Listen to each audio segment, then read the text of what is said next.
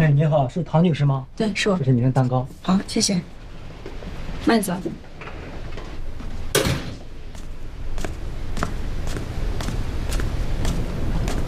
你的生日你忘了？对。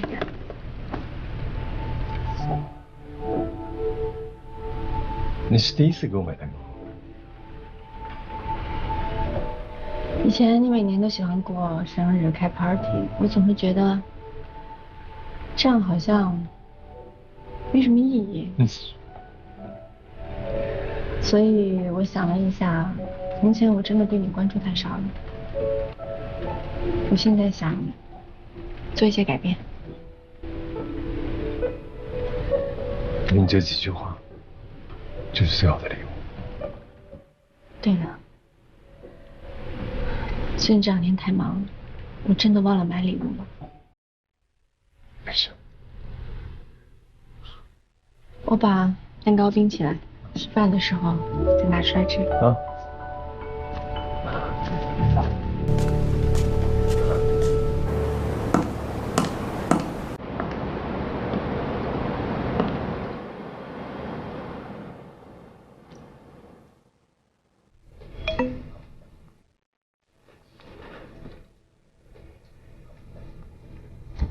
你在家吧？我来给你过生日。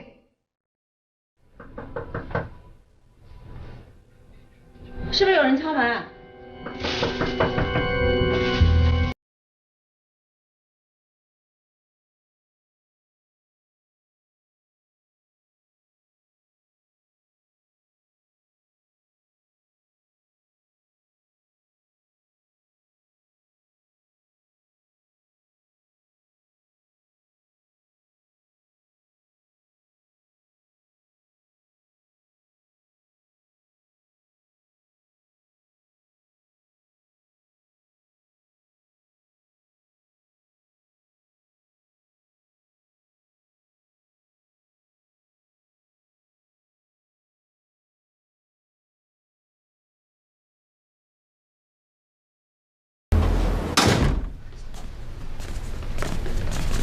哎，你不是忘了今天过生日吗？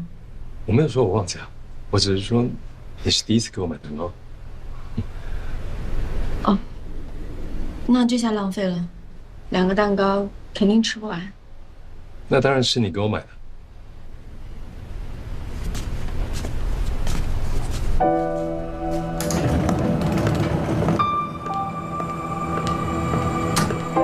好，你把这个清干净。行。8床的双面皮怎么还不给换呀？我们按了铃了。于倩，8床快点儿！来了来了。手脚慢吞吞的，真是。这大周末的，真的是1分钟都不让人清闲。我刚才还去看了的，他那里边啊还有小半瓶液体呢。楚妍，啊，昨天是你负责接受的新仪器吧？哦，是我，怎么了？那为什么没有及时建立呼吸机的档案卡？我给忘了，昨天太忙了。大家谁不忙？现在没有出问题可以补，要是出了问题呢？你要是能把平时描眉画眼的时间分出去1半，我相信咱全中心的呼吸机都能重新登记一遍了。会长，我什么我？还不快去补！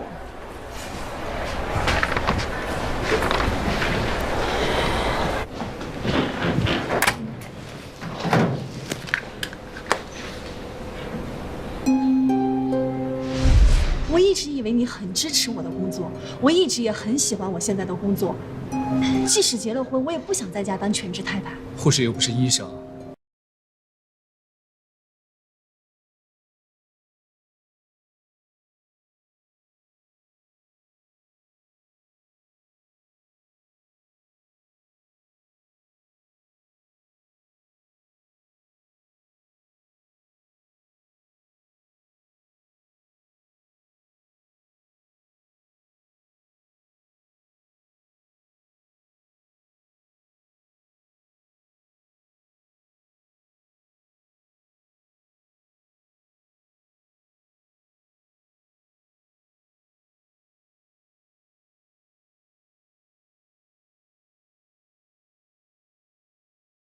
就出车祸那个精神分裂症的女人啊，那孩子怎么办？是廖青的舅舅接走吗？李耀清的舅舅不愿意要这孩子，联系了一次，就再也联系不上了。我们通知了福利院，等孩子出院，福利院接手。哦，这样啊。好，我知道了，谢谢你啊。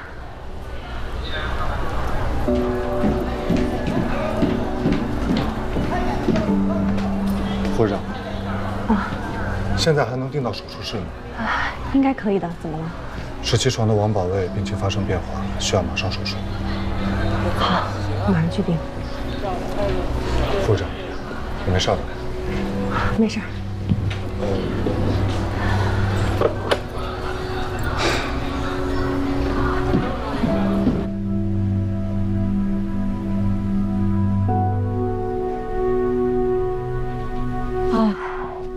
中午你先自己吃饭，晚上回来再给你过生日。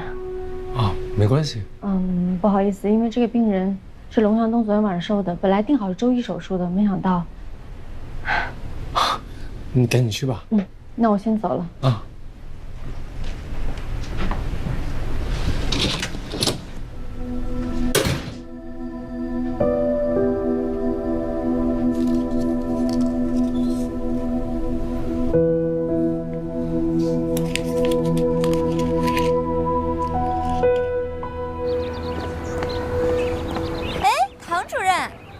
李记者，唐主任，我是在这里等叶一鸣呢。我们约好了一块出去玩，请问你知道他什么时候下手术吗？我不知道，我还有事儿，我先走了。哎，他来了，一鸣哥。哎，唐主任，你怎么在这儿？可是有事儿？急诊有手术。啊。你们先忙吧，我有事先走了。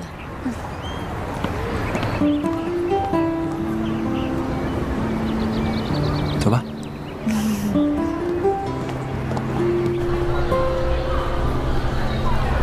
怎么样？主任。哎，对，这是我们唐主任，你老公这台手术的主刀。唐主任，那就麻烦您了，唐主任。不用客气。王宝贝，做完手术就没事了啊。谢谢唐主任。去了之后先打麻醉，我们马上到。好的。术前检查都完善了吧？都完善了，就是血脂偏高的，但是不影响。秦大忠已经到手术室了，他今天怎么那么积极啊？不是他积极，是星期天麻醉科的人少，安排了吕潇当这台的主麻。他最近不是刚升了主治吗？虽然职称到了，但是叶一鸣不在，他多少有点心慌，所以就让我们心外的人早点过去盯着你。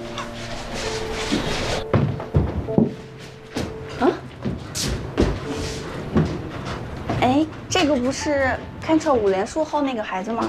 对，龙大夫本来早上要去儿科查房的，今天早上心外不是有手术吗？我就把他接过来了。龙大夫看完了，说挺好。那你还不给送回去啊？护士长不是这2天心情不好吗？我想着，孩子来都来了，给他放在这儿，搁我们这儿待一会儿。护士长看见他，没准心情就好了。护士长最近确实不对劲儿啊。过来看，多可爱呀！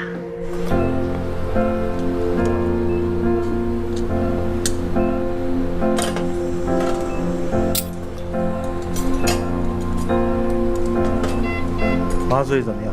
一切正常。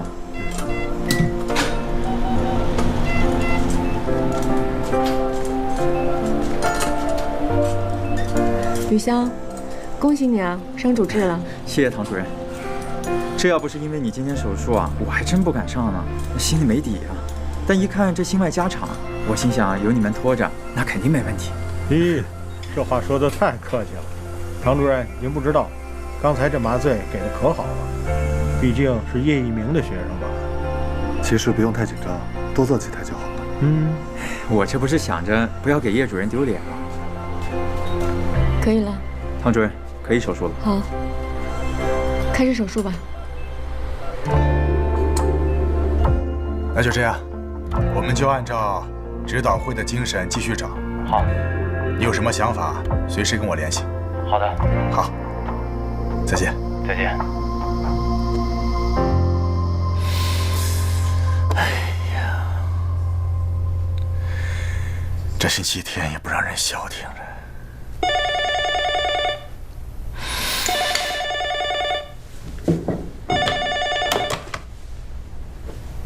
是我，刘峰。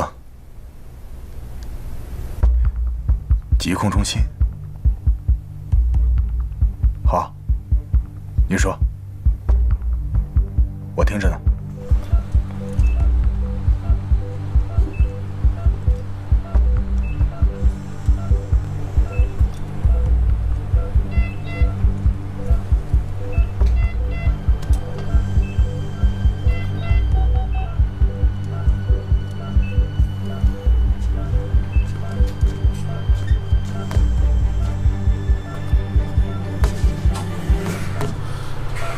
哎，主任，这门打不开。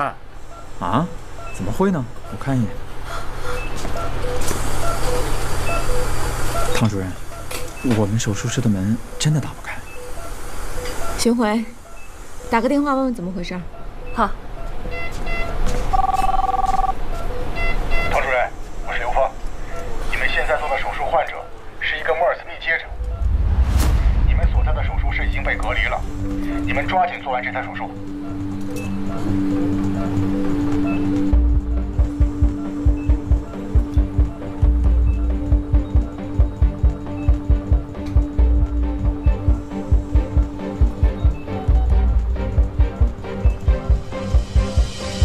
好，我明白，那我马上安排，有消息告诉我啊。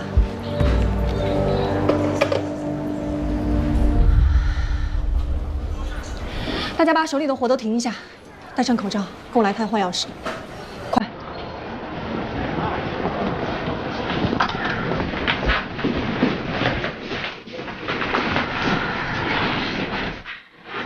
把门关上。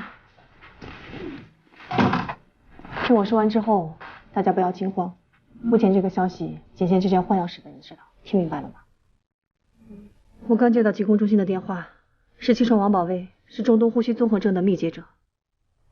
王宝卫是出租车司机，3天前在机场拉过一名外国旅客，这名旅客昨天发病，今天早上被确诊了。现在心脏中心启动烈性传染疾病应急方案，首先关闭心脏中心病区的大门。外面的人不能进来，里边的人不能出去。通知病人家属取消一切探视活动，病人的饮食统一由医院安排。其次，就地隔离王宝卫病区的所有病人，所有接触过王宝卫的医护和护工统一在会议室隔离，等待疾控中心的人来做验尸。其次，对王宝卫入院以后所涉及的场所进行彻底的消杀。为了不让病人和家属引起恐慌，就说这是防病演习，请大家配合，听明白了吗？明白。那现在就去储藏室拿防护服和 N95口罩。护士长，突然想起一件事情，什么事？就是看守5连术后那个女婴，现在在咱们休息室，罗永诗还在那看着呢。什么？人员都疏散好了吗？我再去检查一下。欧阳处长。欧阳处长，已经启动了应急方案，疾控中心派来检测咽拭子的人已经在路上了。正压防护面罩，医院库房还有吗？有，查过了，已经派人去取了。欧阳，有件棘手的事情想跟你商量一下。护士长，你把刚才跟我说的，再跟欧阳处长说一遍。啊，手术室分2种，正压手术室和负压手术室。简单来说，正压手术室，手术室内的相对压力大于手术室外，空气净化系统中新风量大于排风量。负压手术室则相反，室内相对压力小于室外，多用于传染病病人的手术。但是这次的 MERS 密接者术前并不知道，所以用了普通的正压手术室。咱们医院的正压手术室建成有年头了，净化系统不是独立的，是1拖2，2间手术室共用一套，空气可能会有混合。而唐主任隔壁的手术间现在正在进行一台肝移植手术。你们的意思是，要关掉手术室里的换气机？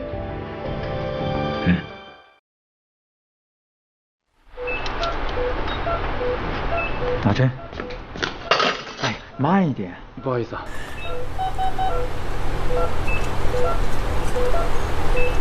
手术室里的每一个人都带上 N95。手术室里的备用储备物资就这些，能用的我们都用。我相信医院也会尽快想办法解决。密切接触者并不代表一定感染，就算是病人已经感染了，我们也不一定100%感染。不要慌。对呀，没什么可怕的。哎，我来给大家做个科普吧。这个 MERS 啊，其实说白了就是中东呼吸综合征，跟非典一样，都是一种通过呼吸道传染的冠状病毒。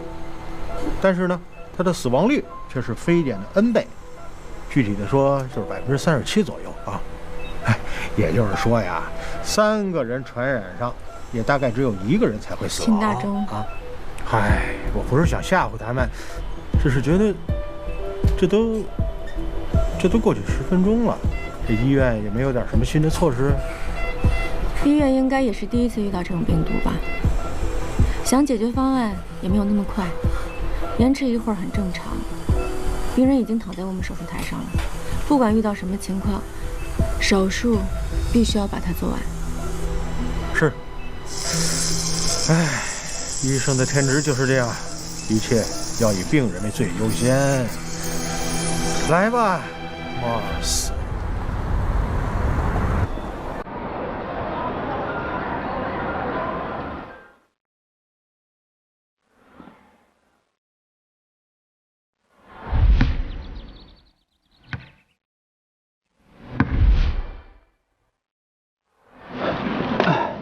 电影啊，还有20分钟。说吧，把我约到这儿到底有什么事儿？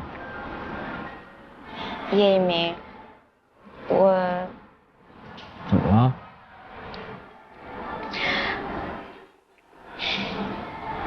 我喜欢你，是真的喜欢，不是以前那样乱开玩笑的那种。李英，我知道，你能不能先听我把话讲完？我记得那会儿是我小学4年级的时候。那么早？所以我说你听我说完嘛。李英，真抱歉，时间太久了，我真的不记得了。没关系，我记得很清楚就行。所以从那之后，我就总是厚着脸皮找你。比如说我出差要去机场，我也求你送我去。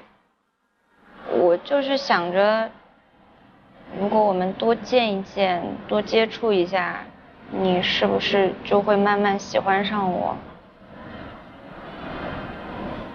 但我真的没有想到，我努力了那么久都没有得到的东西，那个唐医生他才来了1个月，他就得到了。得到什么？你的心呀。我知道你喜欢唐主任，你的眼睛里全写着呢。你再喜欢他也没有用，他有丈夫，有婚姻，他不会跟你在一起的。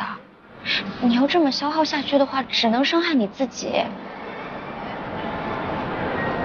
是，但是李英，拿你能不能先不看？李英，我真的拿你指的，我先看一下吧，我怕是医院的事。好，我马上就到啊。医院出点事儿，我现在得走了。啊，那我就在这等你。你别等我了，等我忙完，这电影都结束了，这是电影票。我不是等你看电影，我是等你给我一个答复。如果你愿意跟我在一起的话，那你忙完了医院的事儿，你就回来找我好不好？这样，有什么事儿啊？我回头发微信给你啊。我真的着急，我得走了，不好意思，不好意思啊。你不要拒绝我。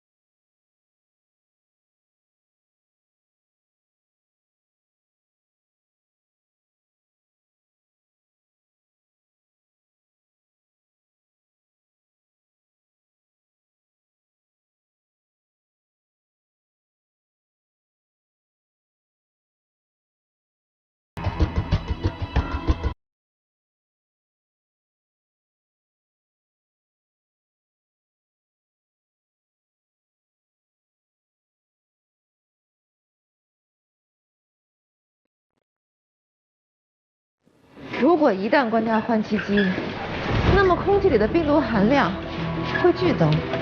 但我仍然认为必须关闭换气机。隔壁手术间正在做一台肝移植手术，病人术后必须服用免疫抑制剂。如果因为换气机导致这名移植病人感染，他在免疫系统被抑制的情况下，没有存活的可能。我同意你的说法，不能用病人的生命冒险。行，那就我去吧。我去。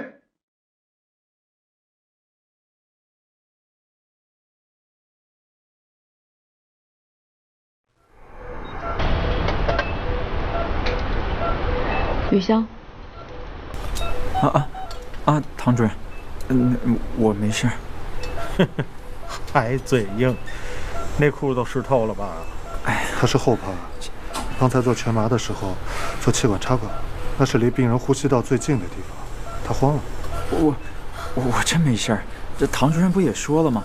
这不一定被感染上。不一定。哎呀，不一定。哎，剪刀。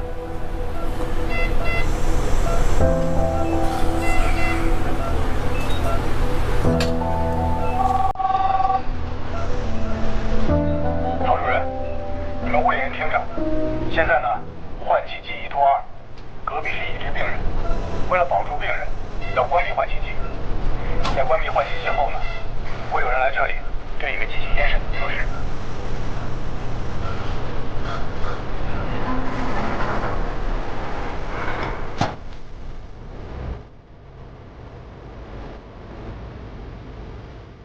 不好意思啊，我也不知道会这样，害得你跟我一起在这被隔离了。护士长，你怎么来了？我来换你。你快去会议室，跟大家一起查咽拭子。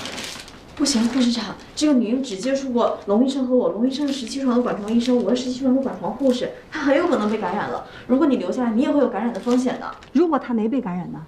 如果他没有被感染，但是你被感染了，你在这就会增加他的感染几率。但是我在这儿，他就不会有这个风险。可是我别可是了，罗永诗，我是护士长，我要你马上离开这里。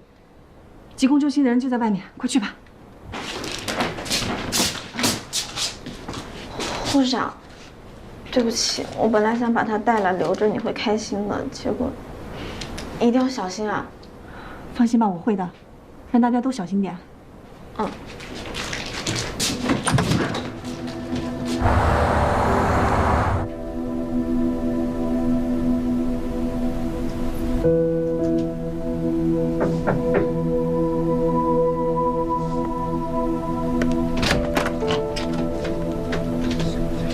赵教授，你终于肯来了，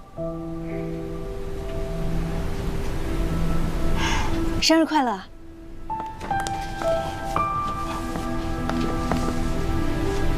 你怎么知道我家在哪里？前天我说房费不够，让你来交，你回去的时候，我悄悄跟着你来着。你到底想要干什么？我就是想你了，至于这么凶？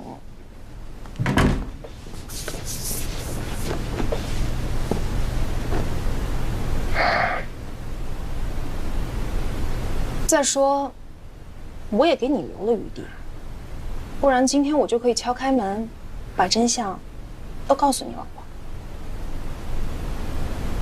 什么真相？你还瞒着你老婆什么？什么就是真相啊？我都告诉她了，我没瞒着她什么。是吗，赵教授？你可别骗人了。老实告诉你，在你没回国之前，我早就看过你手机了。你和他发的那些微信，说你跟我只有一次，是你的一时冲动。没错，被他撞见的那次，的确是我们的第一次。可是你没告诉他。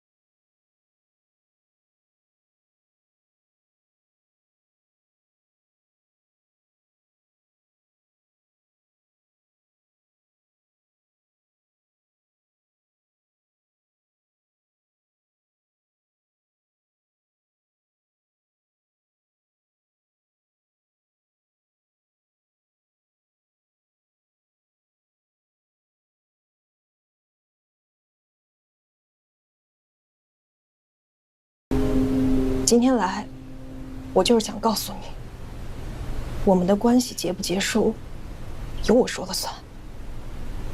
而我现在不打算结束这段关系。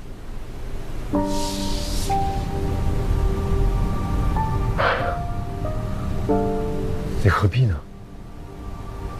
在学校里有那么多男孩子追你，你为什么非得苦苦追求一段注定没有结果的感情？退一步，放大家一条生路，不好吗？就是因为追我的人太多了，才轮不到你来甩我。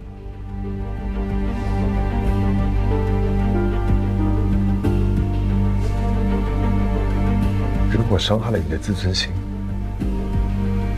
我跟你道歉。但是我不会离开我奶奶，她也不会离开我。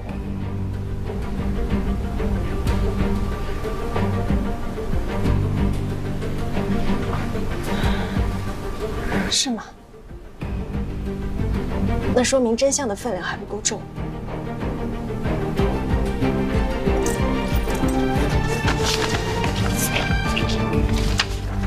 要是再加上这个呢？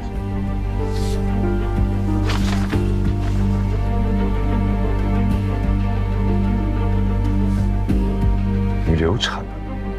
没错，我怀孕了，孩子是你的。回国之前出了一次意外，孩子没了。疾病中心现在在加急检测王宝卫的痰样跟血样，但还没有出结果。怎么还没出来？赶紧加急！我最好的心外大夫和麻醉大夫全搁里头呢。您先冷静一点，催也没有用，现在已经是特事特办最快的速度处理了。而且这个王宝卫他肯定是要反复检查几次的，为了确保结果的可信度。我没办法冷静。如果说安和出现院内 MERS 感染，我和你吃不了兜着走。你以为我不着急吗？啊，现在三甲复诊就在眼前，如果真的出现了 MERS， 咱们都得吃不了兜着走。你有时候做的所有事情都白做了。好了好了，你们刚才说的这些我也不懂，我只知道现在有好几台手术都结束了，咱们得把病人转移到 ICU 吧。啊，还有剖腹产的，产妇孩子都出不来，只要结果不确定，整个手术室都不敢动啊。行了行了，你别提醒我了。减班。好。哎，你可真是有福气啊！唐主任亲自为你缝皮啊！哼。如果真的得了 MERS， 皮缝的再好也没有用的。主动脉夹层外加 MERS 感染，兄弟，你这是抽的九死一生的牌哟。可以。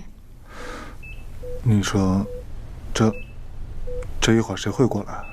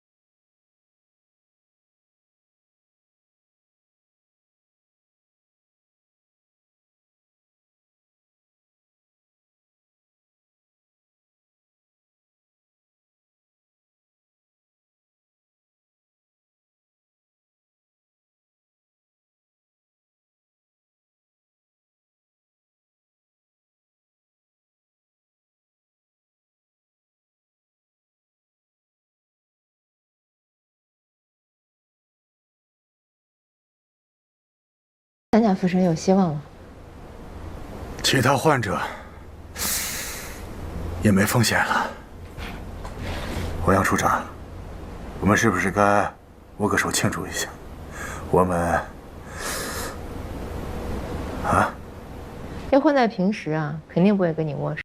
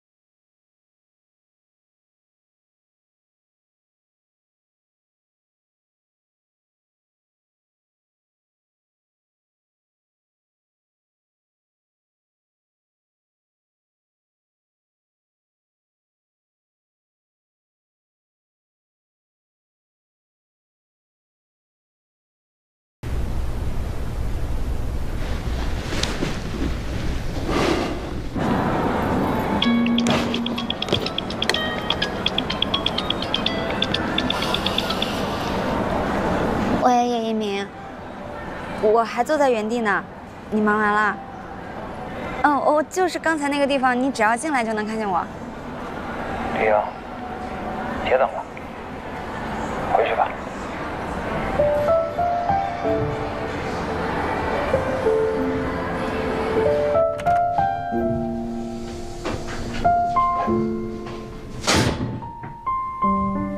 回来了。回来了。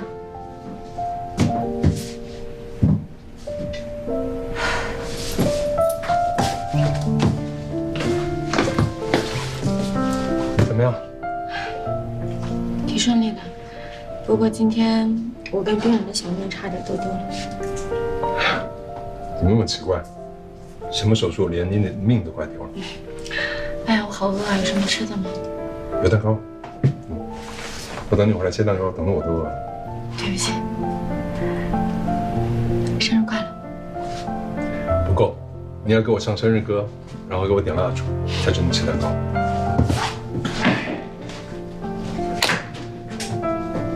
这个不是我买的那块吗？你买的那个？你小区保安。万一那块好吃呢？不可能，不是你这块。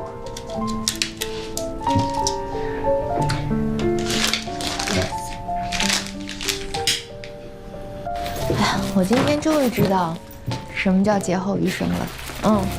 我刚去超市买了一大堆零食。啊？哦，你在给你老公过生日啊？好呀好呀，那你过吧，我不打扰你们了，挂了啊。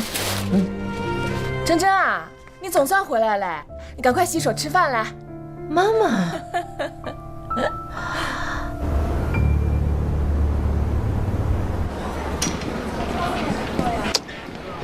哎呀，这个赛季瑞安踢的简直是太臭了，这还是踢球吗？简直是一帮混球。哎呀，真搞不懂你，成天看爱成天骂，图什么呀？什么都不图才叫真爱。你根本就没爱过，这个你也不懂。你说谁没爱过？我爱你啊，老秦。去，别恶心我。谁让你说我的？来吧，老秦。赵亮亮，感觉怎么样？难受。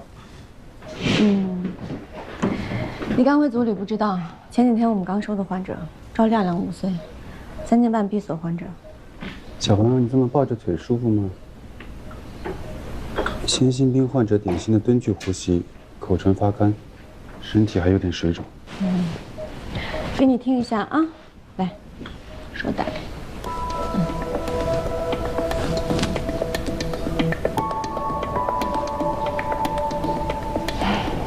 收缩期，吹风式杂音。曾伟，听一下。术前检查都做好了吗？做好了，没什么大问题。原来今天要安排他一台手术的，但是因为他欠费了，所以就没排。欠费了？家属呢？哎，唐医生，我跟您说啊，我们有点事儿还想跟您反映呢。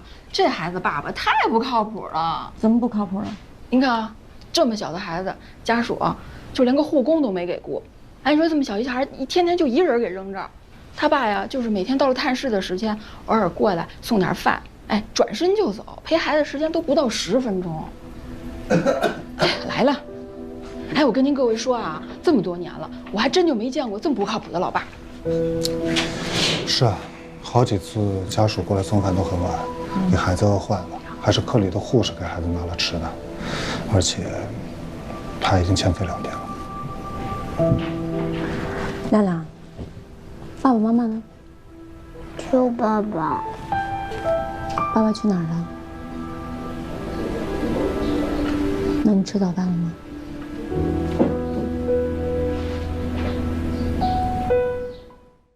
？19床引流多留1天啊！还有刚才3床赵亮亮，咱们科室不是有冰箱吗？把里面面包、牛奶拿一些给他拿去。明白。尽快联系他爸爸。一直在联系，但是没必要。想办法也要联系。知道。那这样，我先去拿吃的。白练，报告别忘了给我。请问李总，我马上打出来。主任。你一定就是我们家珍珍讲的唐医生了。哎呦，又漂亮又能干的，难怪我家珍珍讲跟你是好朋友嘞。哦，珍珍。哦，欧阳真宇呀。哎呀，珍珍啊是她的小名，我在家里叫习惯了。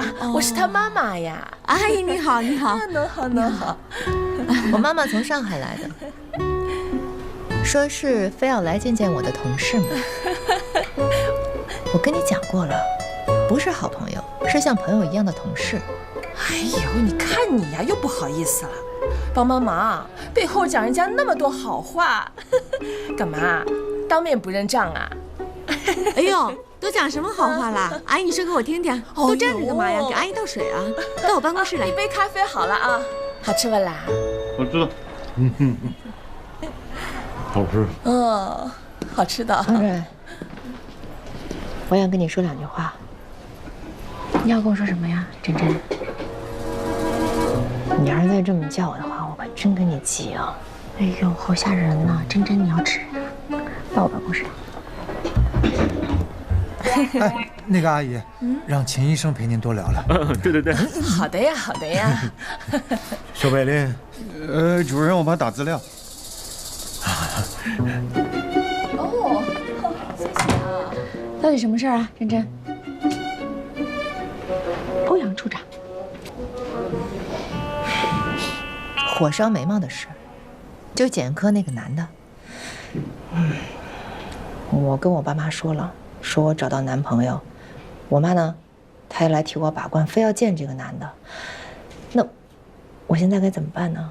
我应该怎么跟他说？你能教教我吗？你就说已经分手了。哎呀，我之前也想过这么说，但是我一直都是我爸妈的掌中宝，他们也一直担心我的个人问题。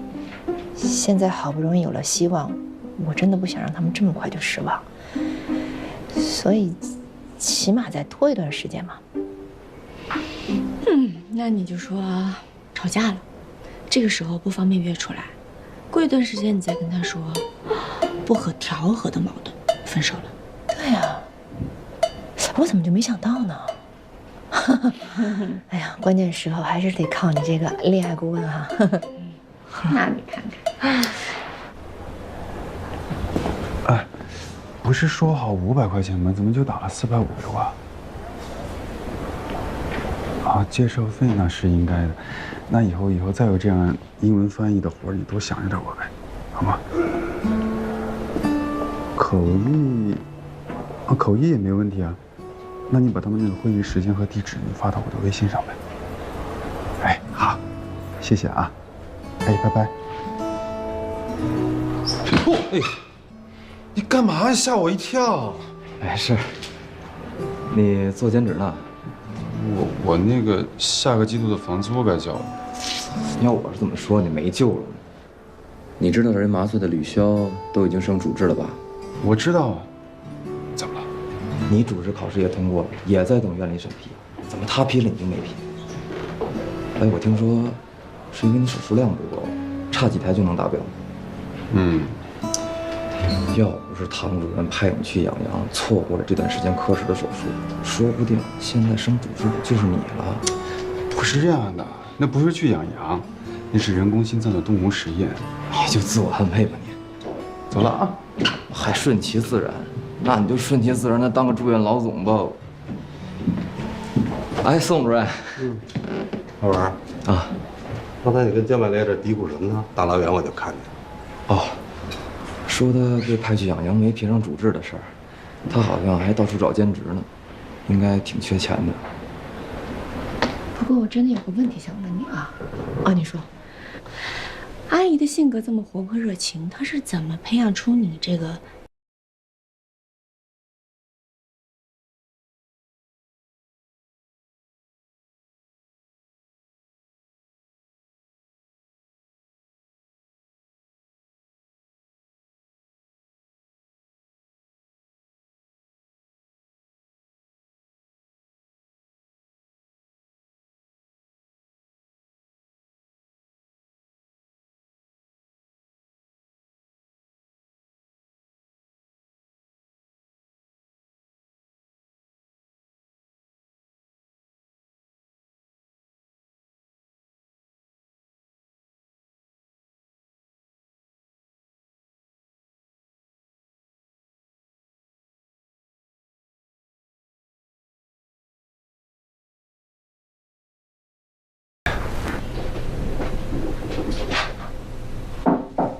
进来。唐主任，我是赵学武，赵亮亮的爸爸。您找我？我知道，终于见到你了。来，请坐吧。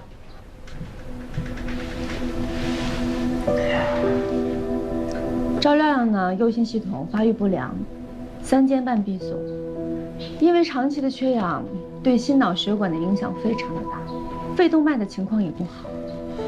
我建议尽快进行双向隔音手术，但是跟你说实话，这是一种姑息的手术，具体的情况我的下级医生会跟你讲。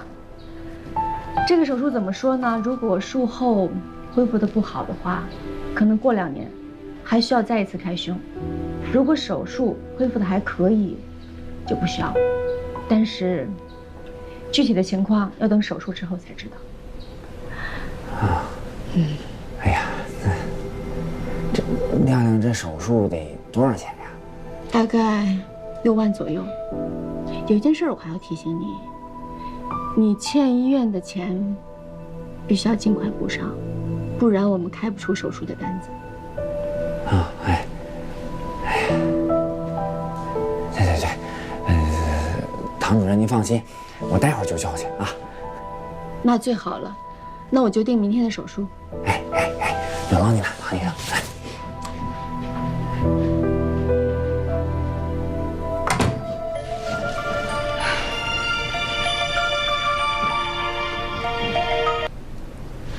喂，王海明啊，什么事儿啊？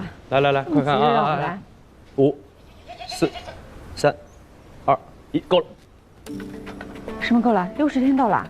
对啊，你说过动物实验规定的，只要有6只动物存活超过60天，就可以进入临床实验了。现在够了。我们是给10只实验羊植入人工心脏，其中有1只术后咬断了，自己的电线死亡。所以那次之后呢，我们知道要把电池绑在羊身上。还有另外一只因为除颤，人工心脏停机了。所以那次之后呢，我们知道了一定要提高人工心脏的电磁兼容性。你放心，所有的一切都已经在改良了。你现在回头看看，有8只羊活了超过60天，可以进入临床实验了。太好了，那进入临床实验还需要最后一步，很重要的。我知道，就是要送审资料得他们那儿过了，对吗？只有送审过了，我们才能申请临床实验。这就是我来找你最重要的事情。你看我这儿啊，人手确实不够，要准备的材料太多了，我需要人。王海明，我劝你跟欧阳处长去讲好了，让他派人。要不还是中病组？不可能，我们中病组太忙了，最近手术已经排满了。这个。唐主任，你来的正好。哎呀，这些啊都是他们的功劳，我呢只是提供一切有可能的帮助。唐主任，刚才我带李记者到处转了转，研究员也详细给我们解释了磁悬浮人工心脏的原理。李记者，我没食言吧？我说让你采访一下唐主任。那当然了，刘副院长跟我们主编说的一样，最讲信用了。那唐主任，不好意思啊，我先接个电话。喂。好，我马上回来。我有个病人发生了突发状况，所以马上回去，可能不能采访。我先走。让你们的人帮忙的事，你再考虑考虑啊。没有可能。你再想一想。你再好好想想。咱们回头再说啊，回头再说。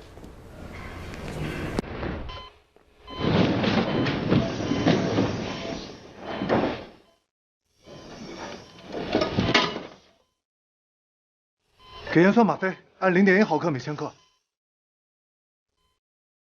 怎么样？缺氧发作，给了盐酸吗啡和普奈洛尔，但没有好转。我看院罩给氧不够，气管插管，让开。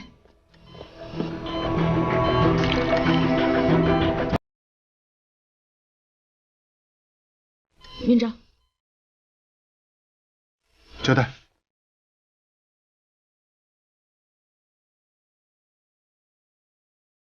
美丽，听一下。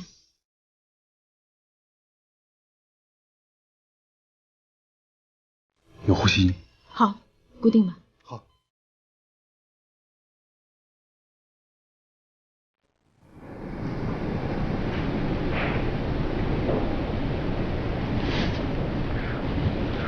喂，你在哪里？我想跟你见一面。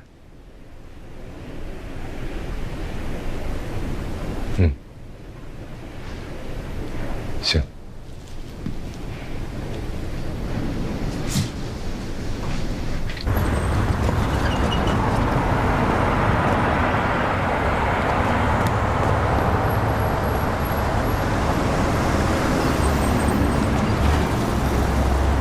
李英，你这下夜班啊？你这是？我来医院采访，然后这不是又被唐主任拒绝了吗？刚才主编给我打电话，让我赶紧赶回去，然后打不到车。那我的车在医院呢，那我送你吧。不用麻烦。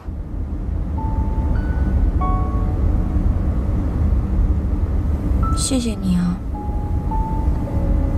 上夜班肯定很累吧？前面那个地方就方便打车的地方，把我放下，我自己打车就行。嗨，没事儿，我送你回杂志社吧。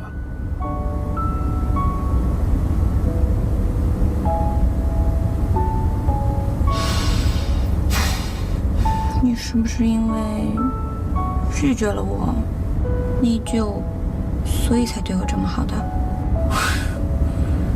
其实不用这样。我就是顺便帮一忙。你别多想了。只是顺便帮的。哎，那我要是真的有忙需要你帮呢？什么忙？就是人工心脏最近采访都不是很顺利，所以呢，我们主编又给我硬塞了另一个选题，采访青年麻醉专家。一鸣哥，这个选题你是最适合的人选。就不知道你有没有时间了。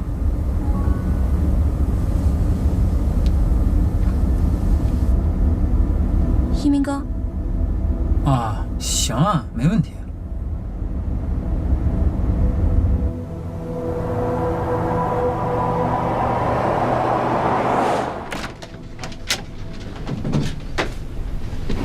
你终于想通了。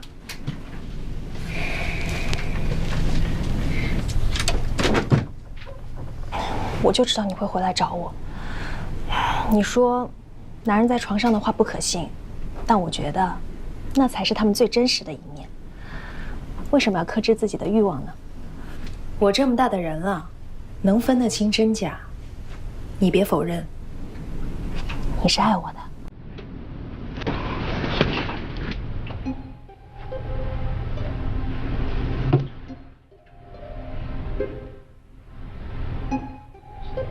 这个你先拿着。这是我新办了一张银行卡，卡的密码是你的手机号码后6位。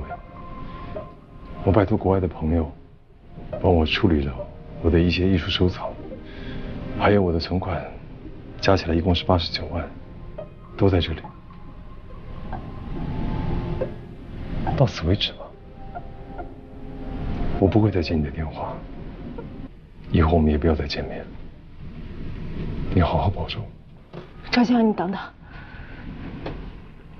你要是走了，我一定会让你后悔的。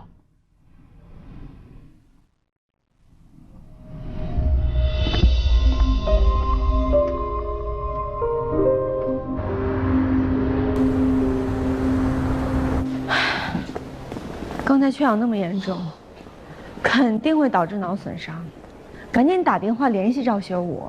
打了电话了，但是没人接。他们欠的那费的还没交，刚才都开不出药来了，只能找科里担保。现在，这赵学武怎么回事啊？主任，咱真得注意点。以前出现过这样的情况，那些人为了不给孩子交医药费，故意把孩子丢在医院里，等孩子病重了以后，他们就带人到医院来闹事儿，张口就说要赔偿金，说医院把孩子的病耽误了。那些人就是靠孩子的病赚的黑心钱。那赵亮亮妈妈呢？家里其他亲属呢？只登记了赵学武，也没见其他亲戚来探视。主任，你去哪儿了？唐主任，你们怎么都在这儿啊？怎么都在这儿？亮亮缺氧，已经发作了。刚才我们刚刚抢救回来，所以我们才都在这儿。你刚才说已经抢救回来了哈，那就是现在没事了？暂时没事了，但是我告诉你，缺氧会导致脑损伤，将来手术以后，脑部并发症又会增高了很多的几率。赵学武，我不是跟你说过吗？让你去交费，你一早就说你要把欠的钱交了，几个小时过去了，欠的钱没交就算了，我们现在手术单子都开不出来。打你手机你还失联。是，唐主任，我错了，您别气，我这就交费去啊，我这就去。你等一会儿，江美丽，你带他去。医院的收费处好像不好找，别让他走丢了。有什么情况随时给我打电话。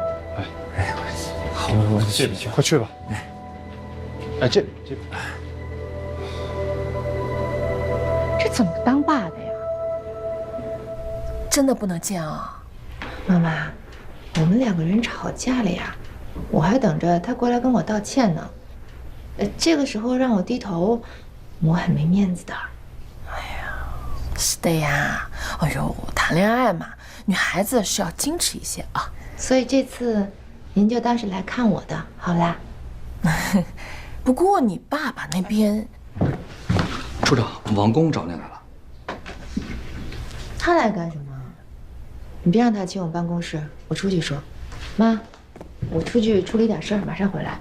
好的呀。姓王的。哦，证据呢？什么证据？想要耍赖？你给过我尊重吗？我说过，说到做到。哎，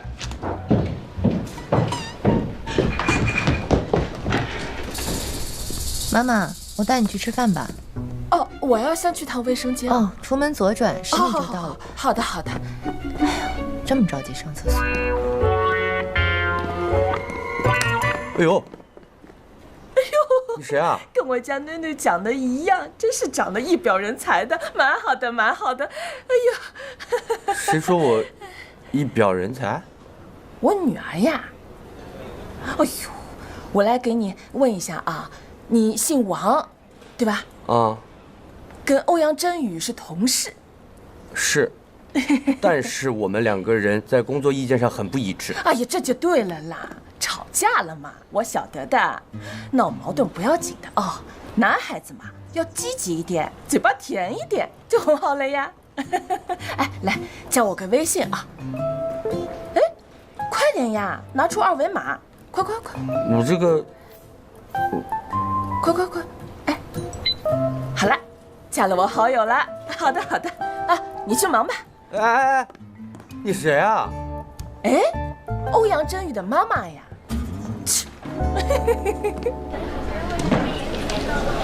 哎，你好，交费。赵亮亮。哎。心外科。对。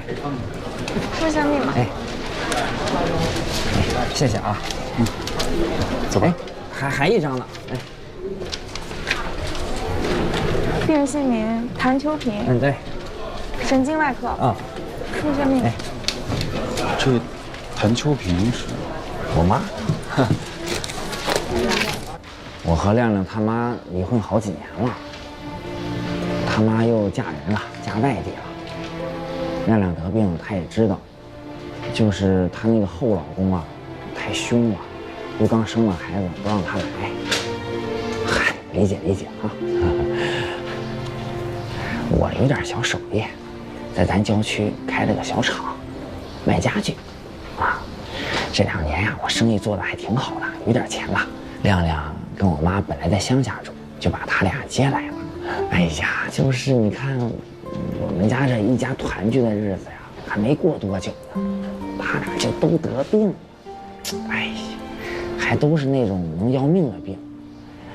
他得的是脑瘤，还挺严重的，叫什么质瘤，胶质瘤，神经胶质瘤。对，就这个病。啊，对了，江医生。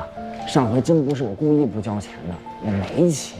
我跟卖家具厂啊，本来跟那个人都商量好价钱了，可是那个人不仗义，我差点跟他打起来，这么一折腾就回来晚了。这人也太没有诚信了吧？那最后厂子卖出去了吗？卖了，挺好的。虽然卖的不多吧，但是够亮亮跟我妈手术的钱，这就够了，挺好。钱没了再挣呗，先把命保住啊，你说呢？哎呀，挺好。你是怎么还能笑出来的？啊，哎呀，我也不知道，可能习惯了吧，总不能哭吧？再说哭有什么用啊？哎呀，反正情况就是这样。上有老下有小，一老一小同时得了重病。这家人是真惨啊！主任，您说怎么办？什么怎么办？我们是医生，就尽好我们自己的本分。病人的私事跟我们无关。订手术间，明天一早给赵亮亮手术。哎，唐主任。宋主任，有事吗？啊。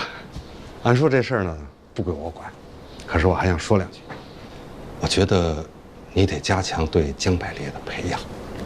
江百烈是一个好孩子，只是他不懂做事业规划，加上对你一味崇拜，这样容易使他走弯路，会毁了他的前程。宋主任，你说的没错，这事儿的确不归你管。他已经兼职了，你知道吗？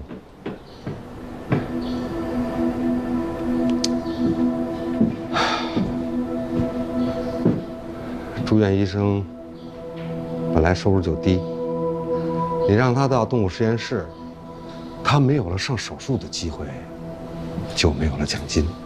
江百烈现在穷得连房租都交不起，已经开始做英文翻译兼职的活赚外快了。这事儿你恐怕不知道。唐主任，技术好，不代表你就是一个好主任。宋主任，如果您真的这么有时间的话，我希望您还是应该好好管理一下自己的团队。不过谢谢你。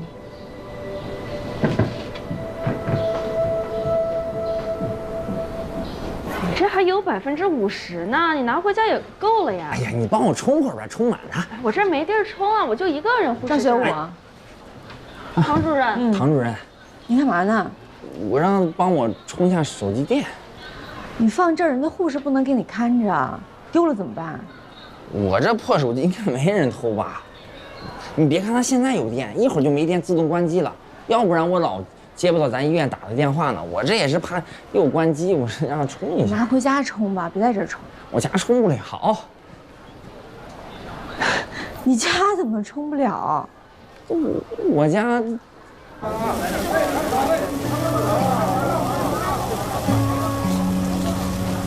小心下边石头哈。师傅回来了啊！嘿。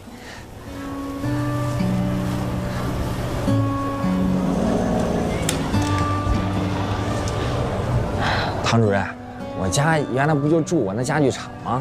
后来厂子一卖，暂时就没地儿住了。哎，踏破铁鞋无觅处，你看，100多块钱买个简易帐篷，晚上10点之后到第2天6点之前，帐篷这么一支，比宾馆好。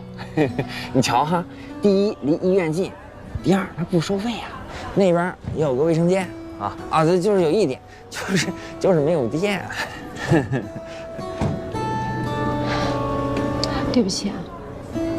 啊？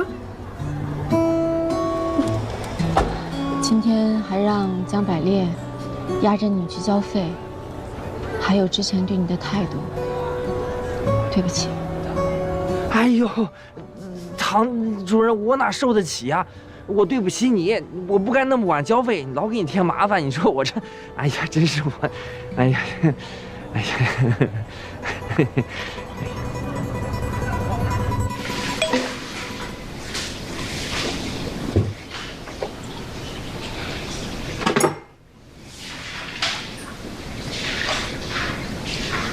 我是一片云，一起吃饭。我是一片云。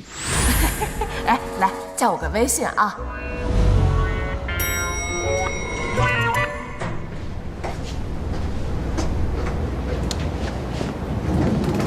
哎，唐主任。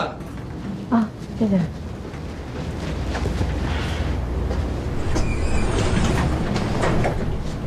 你怎么看着好像有心事啊？哦，我刚才去我们医院旁边那个小公园。哦，就是家属搭帐篷那个啊。你也知道？医院里的人都知道，但是没有办法。别太难为自己，医生做的最好的事儿就是把手术做好啊。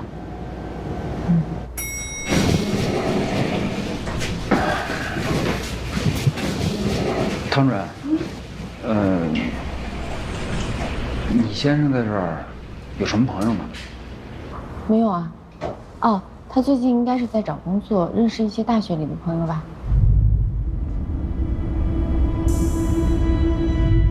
怎么了？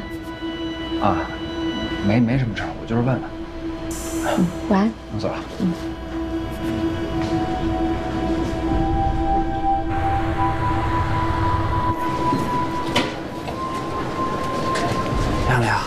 亮亮加油啊！亮亮一直是最棒的，他就外面等你啊，等你好了，爸爸给你买任何你想吃的，想吃什么都行。张学武，亮亮加油！可以了。唐主任，拜托您了。放心吧，我会尽全力。你在外面等，有什么情况，我让人出来通知你。谢谢唐主任。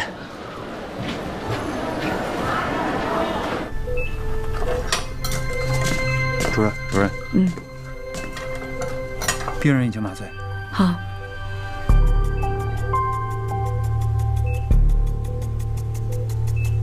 准备开始手术吧。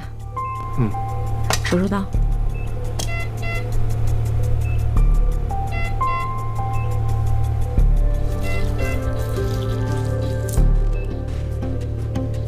妈给你发微信了。啊。约你吃饭是吧？准确的说呢，他是要我们3个一起吃个饭。我来说吧。欧阳处长，你的意思我明白，但是我没有那个意思，所以你就别白费心思了。什么你的意思，我的意思，我费什么心思了？你暗恋我啊？马海明，那我跟你说实话吧，我不仅没有暗恋你，而且很讨厌你，非常讨厌。那你妈妈为什么要？因为她误会了，以为你是我的男朋友。你有男朋友啊？现在没有了。这不是重点，重点是你现在给他发微信，说你不去吃饭了，然后把他微信删了。删就删，我本身我跟你说那个饭我就不想吃，我肯定不会去的。我真是可怜你，我才同意的。等等，为什么你让我发我就发，你让我删我就删啊？想删可以，你答应我一个条件。什么条件？让你们的人过来一起整理送审材料，就跟当初合约里签好的那样。你不愿意是吧？行，我答应你，一言为定。一言为定。术前出现脑缺氧，我还是挺担心的。我怕他术后并发症啊。刚好周达现在在 ICU， 要不我跟他联系一下。张海日，你怎么吃的比我还快？我一会儿还得去干活呢。手机没信号，要不我出去联系他吧。白莲，一会儿帮我收一下。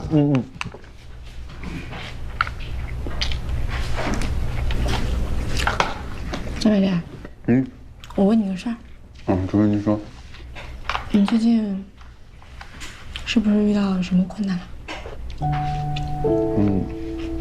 没有啊，没有什么困难。我跟你说，张美莲，我是你的领导，不管你遇到什么困难，我的意思是任何困难，随时可以跟我求救，明白我意思吗？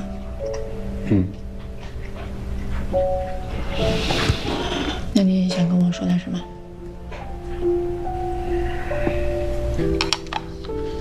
主任，我可以提一个过分的请求吗？没问题。帮我把和龙哥的饭盒收一下呗，谢谢啊。臭小子！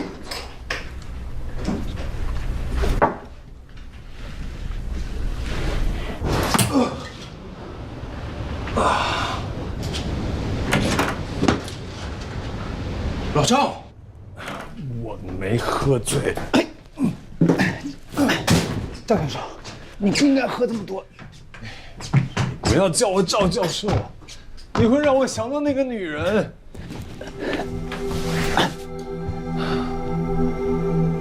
女人？你又去酒店了？什么酒店？我前几天看见你进了一家酒店，这本来是你的私事，我不应该管。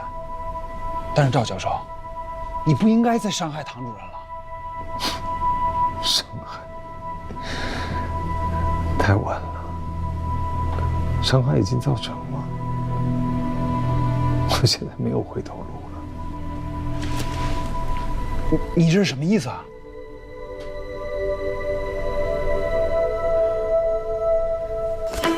什么情况？主任，刚才病人昏睡过去了，我觉得这个状态不对，一测试，果然不是昏睡，而是浅昏迷。试了所有的办法，就是叫不醒。很可能是脑部并发症。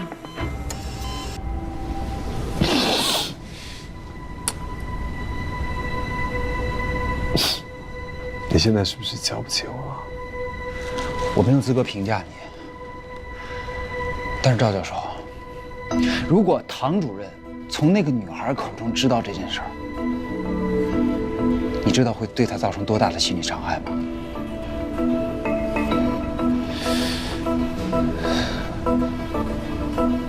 对。得赶在雨梦之前，我自己跟佳瑜坦白这一切。可是我怎么跟他说呢？可是我爱他。我知道了，我马上回去。我先走了。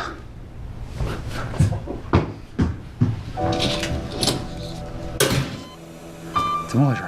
电话说病人昏迷了，很可能是脑部并发症，就是手术前最担心的那一种。做 CT 检查一下吧。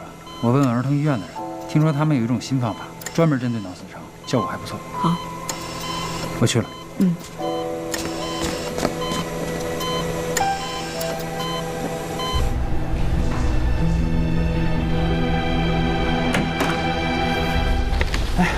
唐医生，我刚从神经外科那边过来，他们说我妈那个神经胶质瘤能做手术啊。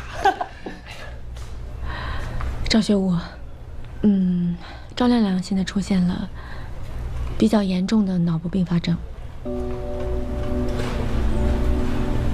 脑部并发症？对，就是因为手术前那次脑缺氧，对大脑造成了损伤，然后手术过程中用了体外循环，所以现在脑部出现了严重的损伤。啊，哎呀，那能治好，能治好哈。你先别慌，听我把话说完。是这样的，麻醉科的叶主任问了儿童医院的人，他们现在有一种新的科技，是在脑部移植干细胞。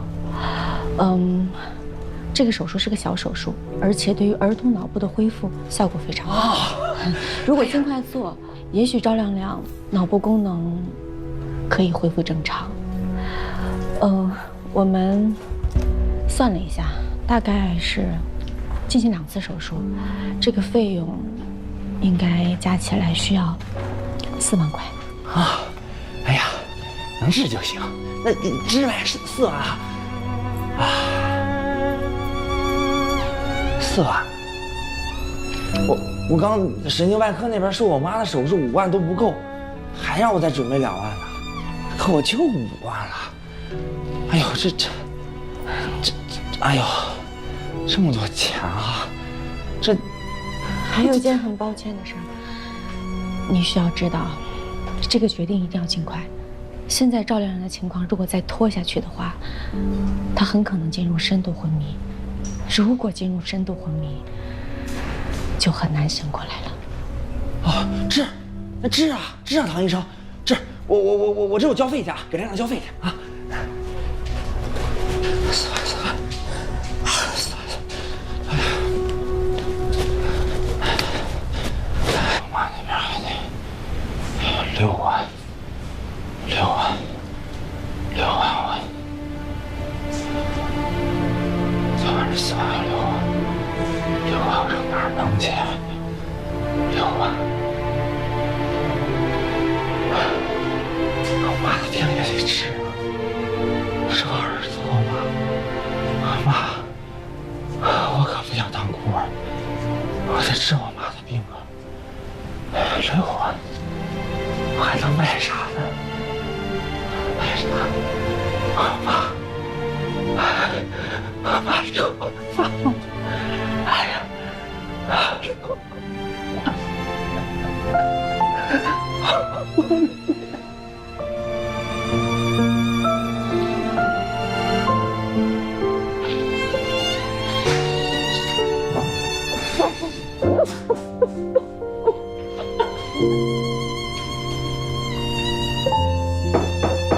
进来。崔主任。哟，唐主任。稀客呀，您这是无事不登三宝殿的，坐吧，坐。谢谢。说吧，要来我们神外跟我抢哪个病？啊，不是，我是来跟你说正事儿的。谭秋平是你的病人吧？是。我想跟您商量一下，他的手术能不能做得省一点钱，控制在5万左右？不行啊，有耗材。我已经跟病人家属打过招呼了，让他们再抽2万块钱。现在他们家情况是这样的，老人在你们科，孩子在我们科。刚才孩子出了术后并发症，需要去儿童医院做植入干细胞。我打听一下，费用是4万块钱。这4万块钱我让龙向东跟我们医院申请救助金，应该没什么问题。可是术后还需要一些钱得花，所以我就想跟你商量一下，能不能尽量帮他们家省点钱，这样可以让他把2个人都救了。省也能省，也不是说不能做，就是耗时间呗。那我就放心了，谢谢啊，崔主任，我联系一下儿童。我问你啊，你确定你要这么做吗？什么意思？我想说的是，你知道医院的每笔救助金只有2万块钱，那你打算怎么申请这4万块钱呢？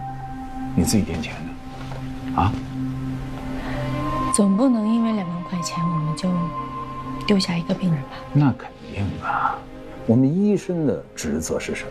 救死扶伤啊！但你做事情得有个度和范围，我们必须跟他们保持距离。在手术台上，我们只有手术的视野，我们脑子里想的是怎么把病人的器官给修复好，你不能考虑病人的其他因素啊。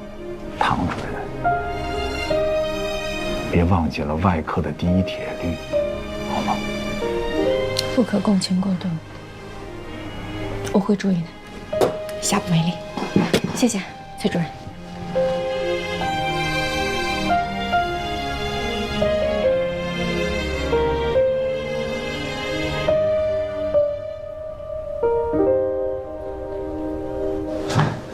李总，不好意思，你怎么才来呀？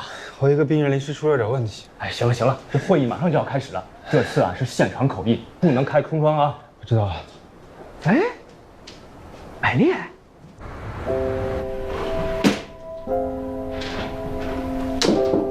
见，叶主任，我来跟你说一声，赵亮亮醒了。我知道了，龙向东第一时间给我打电话了。谭秋平手术很成功，祖孙2个现在在 ICU， 情况很稳定。看来你心情挺不错的。帮不了那么多人，至少可以帮眼前的这一个，也觉得挺满足的。我要回家了，你不走吗？你找我有什么事儿吗？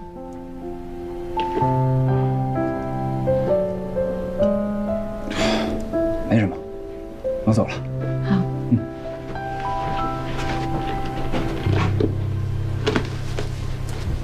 哎呦，这是搞什么嘛？搞什么嘛？啊，这，你说没有空吃饭就没有空吃饭嘛？那干嘛要删我微信呢？他这个人吧，就是脾气大，这样的人不要也罢。哎呦，真是，哎，不要也罢。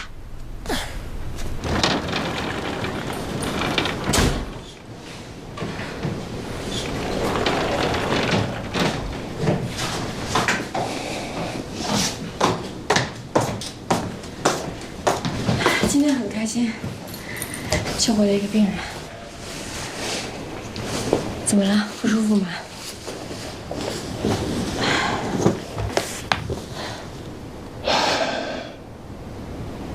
我有话要告诉你。我一身的汗，洗个澡再说。我想把你想知道的全部都告诉你。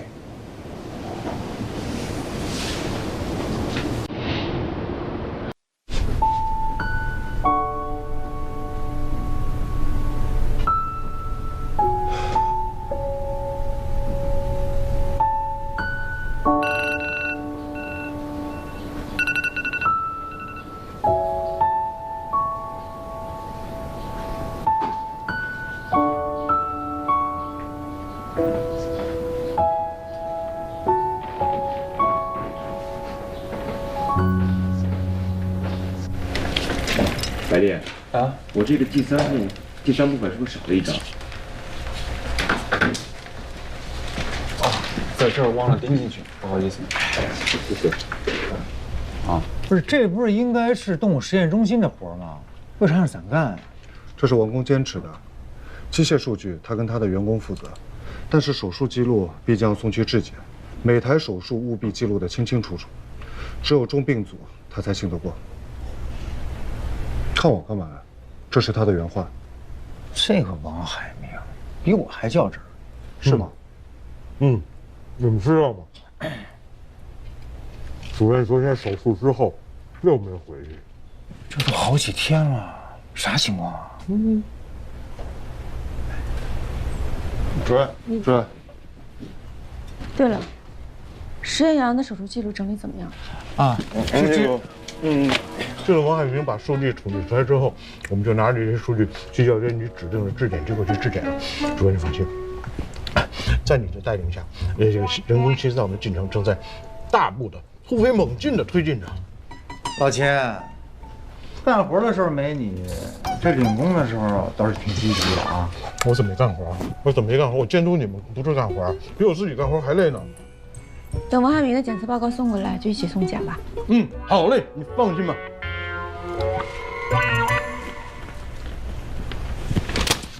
不是，真不问问主任啥情况啊？你傻呀、你缺心眼儿！你这个时候问，你怎么没眼力见儿你？主任，干活去。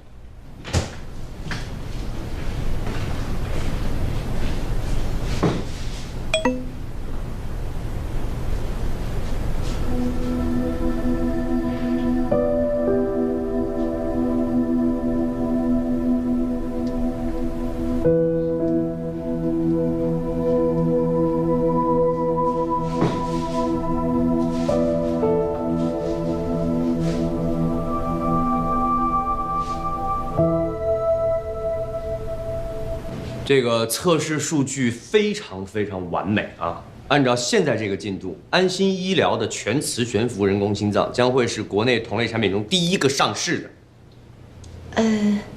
我记得唐主任跟我说，存活超过60天的有8只实验羊。那为什么现在只有7台阳鸡呢？因为饲养员笨手笨脚，有一只感染了啊！我们只是叫他调大了人工心脏的流量，他结果把人工心脏给我关了，所以这台机器不具备测试价值，那就是8减1等于7，明白了吗？那会不会是那台样机有问题了呢？什么问题？不是，你是来挑刺儿的吗？叫你来是帮忙的啊，做好自己该做的事情。但是话说回来啊。叫你们过来帮忙，为什么只来了你一个人啊？别的人呢？医务处要打理整个医院，我哪能调那么多人过来帮你啊？我自己能够挤出时间过来，还不是因为……小山可以，你答应我一个条件。那我呢，专门为你们的这个测试数据做了一个表格，把你之前给我的那些数据都录入进去了，你看一下吧。王组长真不错哎，和您这个比，王工整理的可就太杂乱无章了。你说什么呢？一个表格能好到哪儿去啊？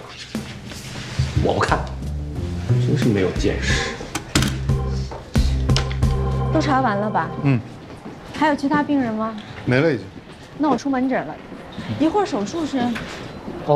我跟那个小龙还有小波有个奔头。我去门诊，江百烈陪我去吧。江百烈呢？江百烈不在好一会儿呢。刚才查房的时候，有人不停地给他打电话，他就出去接电话了，应该有什么事儿。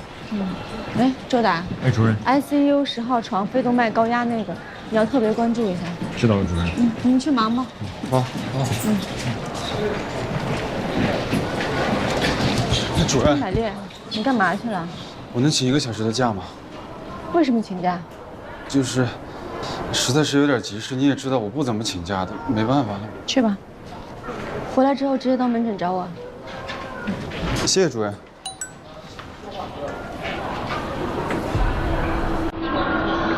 你别动我的事，我现在回去行吗？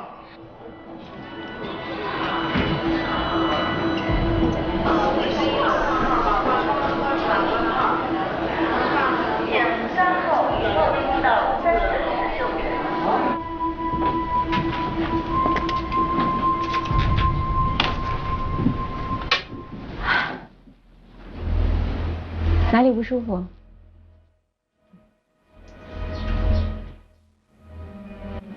你是挂了我的号吗？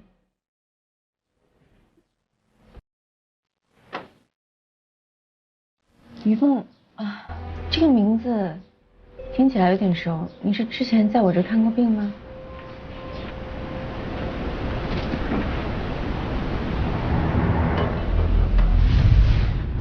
你们已经在一起3个月了，她现在都已经怀孕了，是吗？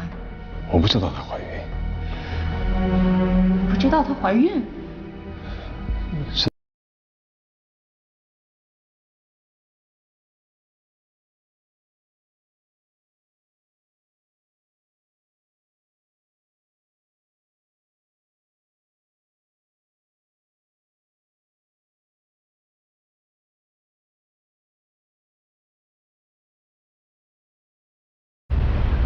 我还在想该怎么自我介绍呢。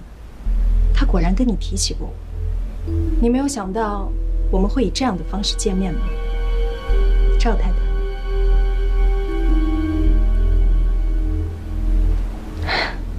稍等啊。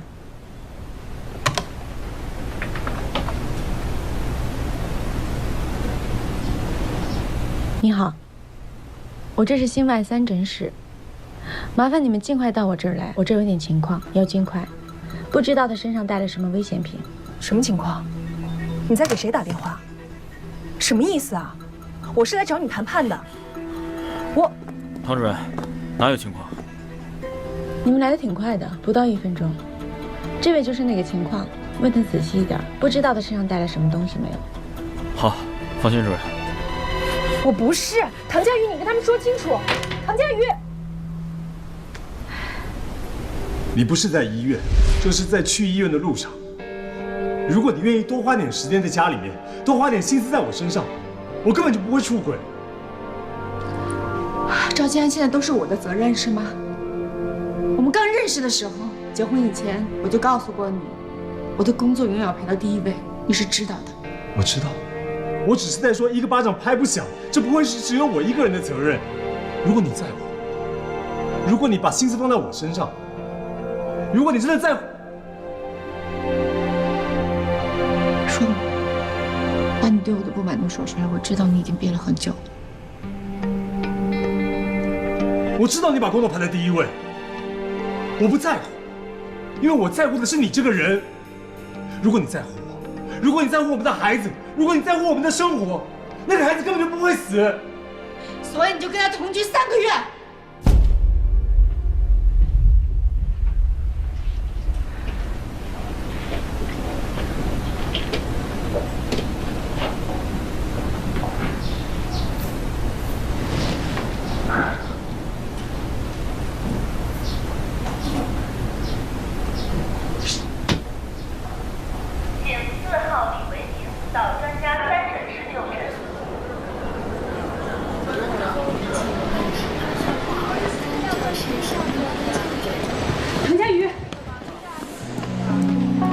保安不让我进诊室，我只能在这儿等。你就这么怕我，连我想跟你说句话你都要叫保安？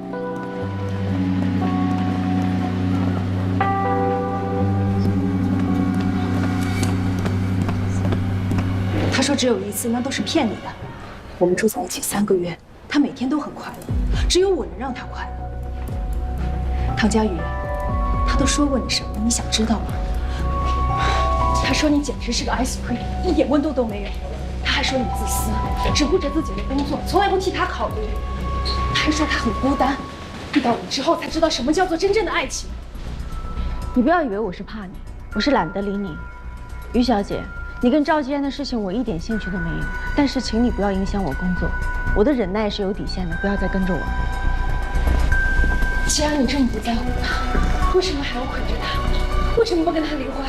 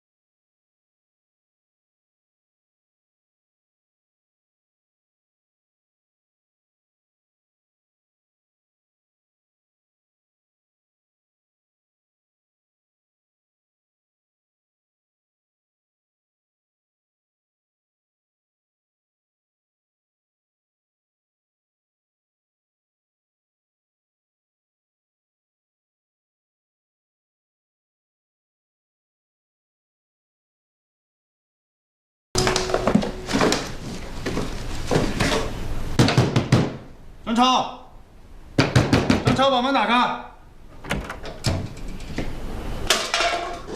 吵什么吵啊？电话里不都说清楚了吗？说清楚什么了？你前天说要涨房租要半年付，好，我答应你了呀。你干嘛把我东西扔出来，把我书扔地上啊？是，你是同意了，你室友都已经交钱了，你呢？你的钱呢？啊？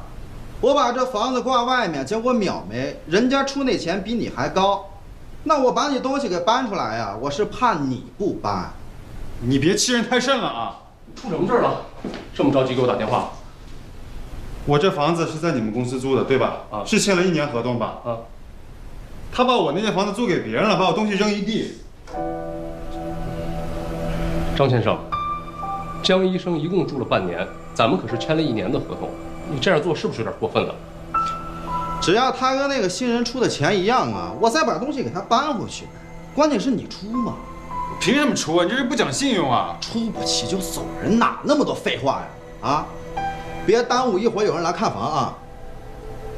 赶紧走！你要听我说！哎，江医生，算了，你凭什么等我说啊？绝了！我从医这么多年，从来没有遇到过这样的。主任，这是你门诊收的病人啊？这个病人，你们不用去了，我去就可以了。啊？哎，不是你所有的病人都得我们跟你一起去吗？这个病人不用了，我自己去就行。哎，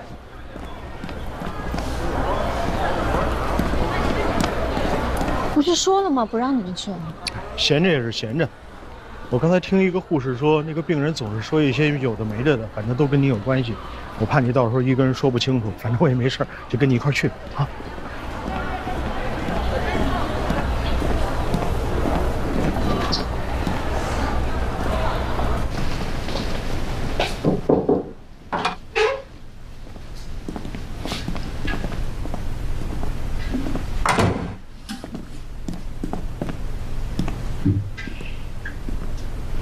于梦，你的 CT 检查结果我已经看过了，你得了一种非常罕见的先天性心脏病，确切的说应该是2种先天病，左冠状动脉异常起源于肺动脉，合并动脉导管未闭。看你的反应，你自己应该已经知道了。我用验孕棒测试怀孕，有一天我突然晕倒，被送到医院，医生说我流产了。后来又查出有心脏杂音，他们推荐我去科梅德医疗中心，我真的去了。他们说很危险，让我尽快手术，还说中心以前有一个 Dr. Tang 很厉害，可惜离职了，不然可以让他来给我做手术。不过我没有做手术，而是飞回来找你老公。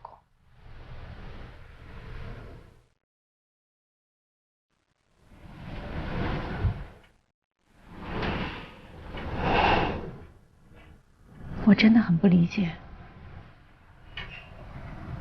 你怎么能冒着生命危险，千里迢迢飞过来，就是为了继续你第三者的身份？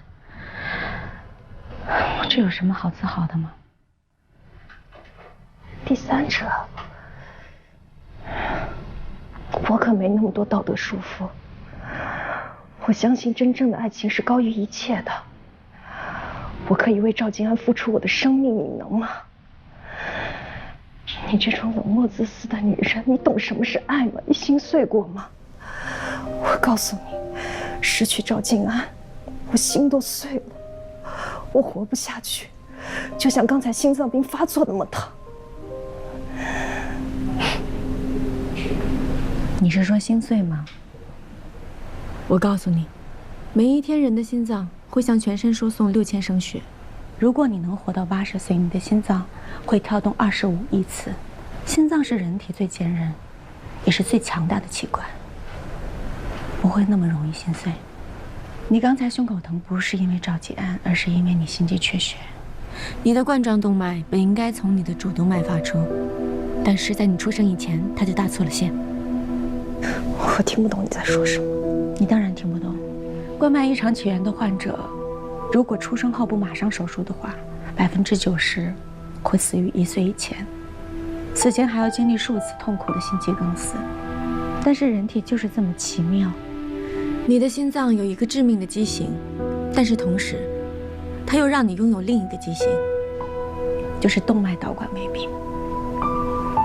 动脉导管只存在于胎儿期间，它的作用是让人体的动静脉血混合，一旦出生，就会慢慢闭合。但是你的动脉导管不但没有闭合，反而随着你的年龄生长越发的粗壮，反向去滋养你错位的冠脉。两种机理相反的病，互相抵消。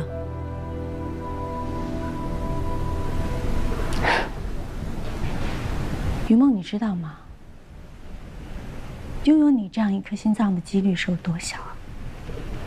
你的心脏为了让你能活下去，付出了多大的努力？可是刚才你却说，你为了一个男人，不想活了。你不配拥有这颗心脏。还有，赵吉安根本不爱你。他只是嘴上这么说，他是默认了。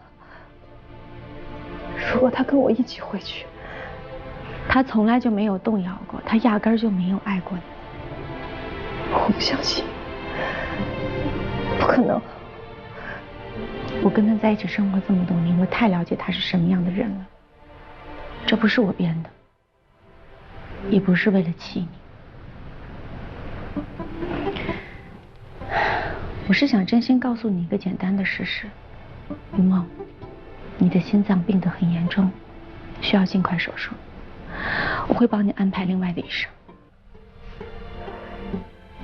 我要你给我做手术。如果你真的这么笃定，不把我当成情敌，那你就给我做手术。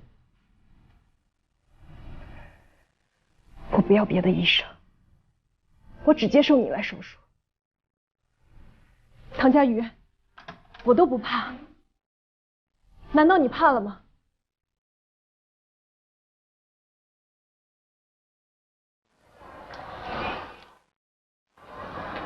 哎，老钱，明儿，唐主任怎么样了？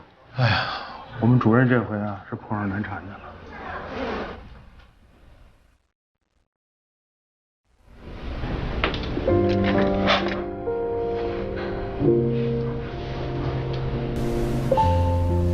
什么情况？你知道吧？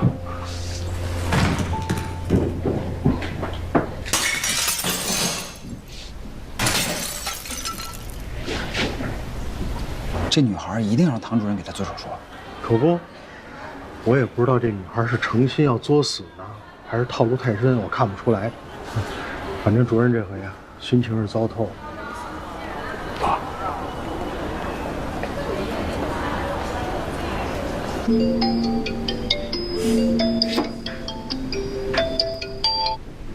喂，佳宇。于梦突发心脏病，现在在心脏中心住院。于梦在心脏中心。对，你快点来解决这件事情，让他马上转院。行，我知道了。欧阳振宇，你在这干嘛呢？协议上说好的，你来了是帮我整理资料，你怎么躲在这儿偷懒啊？来，我刚才查了一下，就是那台不小心被饲养员关停的机器，样机上记录的停机时间比饲养员记录的关机时间要早了3分钟。那有没有可能啊，是样机出了问题，先停转的，然后导致实验动物的状况不好，饲养员才去调大了流量，不小心关机的呢？不可能，这么重大的故障怎么可能发生在我设计的机器上？啊？那能不能取那个样机来测试一下，做一下进一步的分析啊？你干什么？你要鸡蛋里面挑骨头吗？是不是没有问题？你要臆想出一些问题啊？我没有想臆想，现在马上就要送去质检了，万一出了岔子怎么办？没有万一，我拿我的脑袋跟你担保，让你整理资料，你就做好自己该做的，这些事情不要去想，好吗？这是担保就可以避免的事情吗？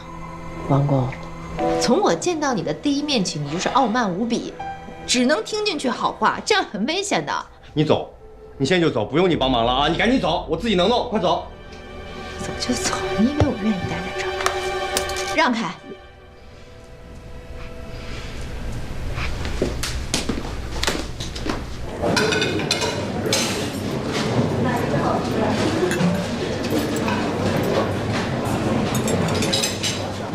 潘主任，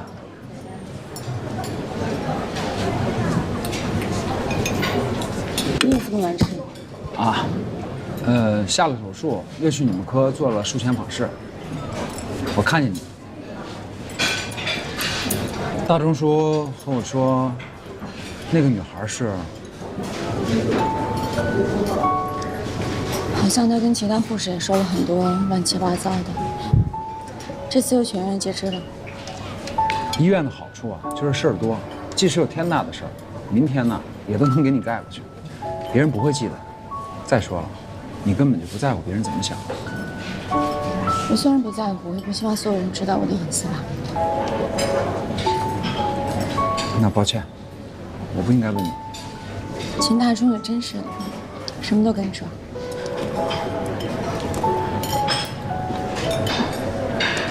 那就别做这台手术了。不要难为你自己，别做这台手术。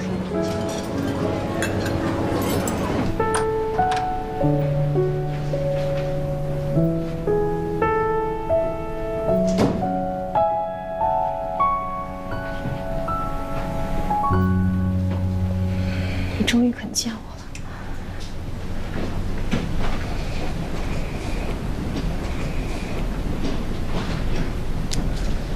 对不起。我不知道你有这个病。你不知道的多了。你不知道，我是真的爱你。我是来劝你转院的，去别的医院是吧？我会全程陪着你，等你康复了，我送你去机场。赵教授。你怎么这么傻呀？他根本就不爱你。你以前说过，你老婆从来都是选手术，根本就没有选过你。这次我就是要向你证明，他仍然不会选你。不管他选不选我，我选的是他呀。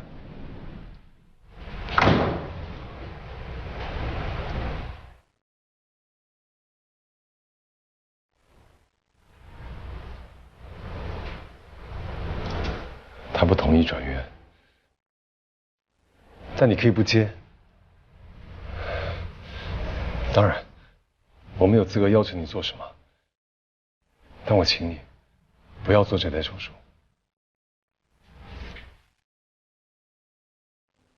我们已经努力这么久了，只要不放弃，一定还有希望。你不要做这台手术，好吗？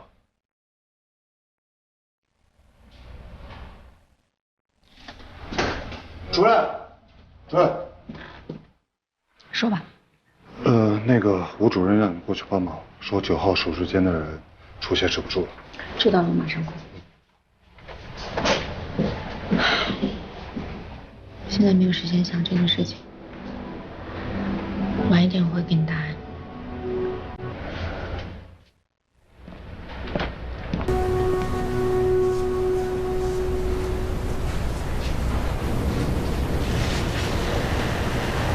主任，我回来了。你去哪儿了，焦百炼？住院医的意思你不明白吗？是住在医院。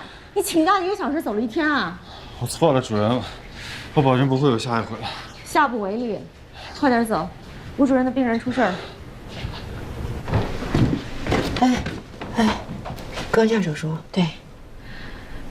吴主任一个病人要帮忙，进来吧。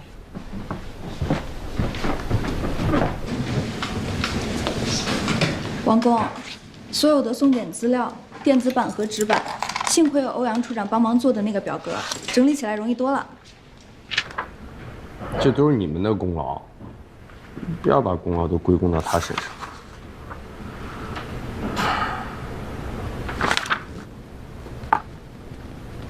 我去把这个给唐主任。我是来劝你，别做那台手术。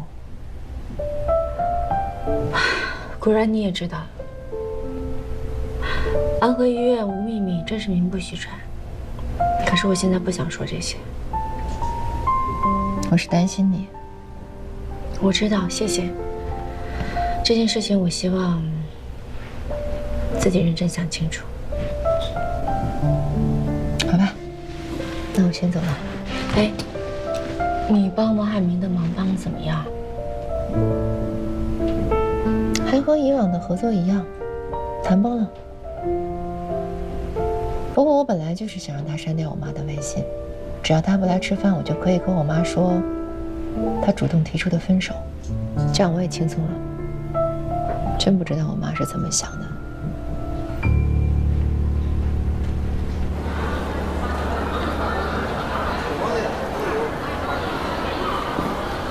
您好，请问您几位？啊，2位。3位。哦，等一下，人到齐了再点菜啊。那您先看一下菜单，有需要您再叫我。3位。妈，你不会认为小王还会来吧？那个他已经把你的微信删掉了呀。我真的跟他分手了。他一定会来的。小王来了，小王。哎，好。你好，你好。不好意思，我迟到了。啊，没有关系，没有关系。哎呀，珍珍说你不会来了。哎呦，你不晓得，我刚刚差点把实话讲出来了。什么实话？现在告诉你吧，小王今天下午给我发信息解释了，说是不小心把我删掉的。所以晚上请客吃饭道歉。哎呀，珍珍啊，人家小王可是真心要跟你处朋友的，你一定要珍惜这样有志青年哦，不要使小性子了，懂了啦？对。服务员，打扰一下，先生你好。谢谢。双耳粉耳啊。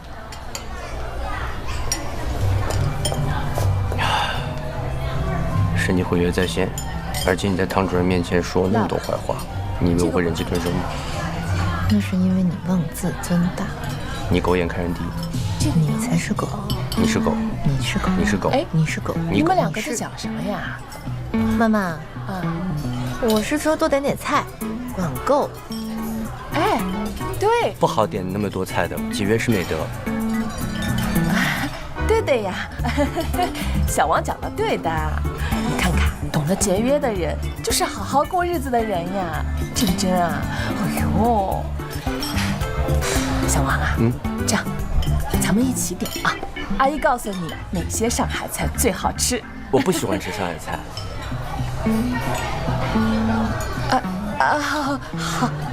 好的呀。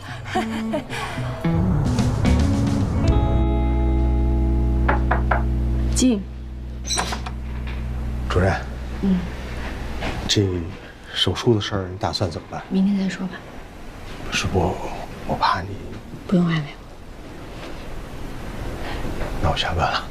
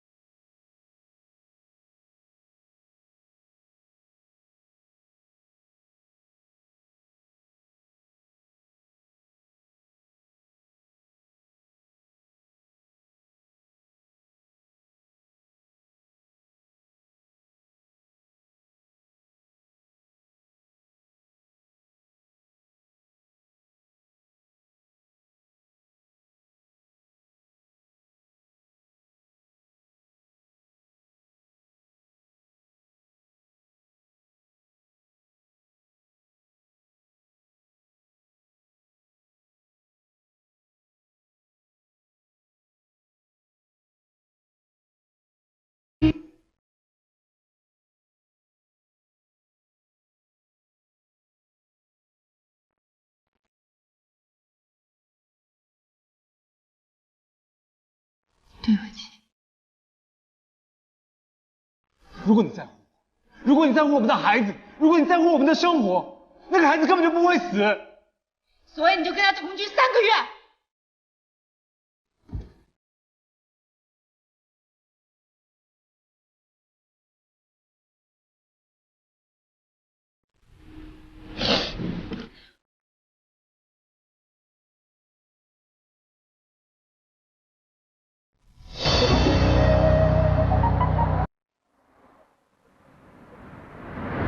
出轨？不是，这赵金安也太不地道了吧！怪不得主任这几天都睡值班室。你跟他们3个说，别当着主任提着这事儿。好，我上去帮他们说。主任，主任，哎，早。早点吃了吗？不吃了。我订了今天的手术室，一会儿你把手术同意书拿给病人签字。病人。15床的于梦。啊，对，于梦，要不然这台手术你别管了，我来主刀吧。不用了，这台手术我来主刀。好。不是，主任真要给小三做手术啊？就算这个病例罕见，主任也不能为了一台手术就……这可能是主任唯一一次不是为了做手术而做手术，明白吗？什么意思啊？你这脑子真让福尔马林给泡了。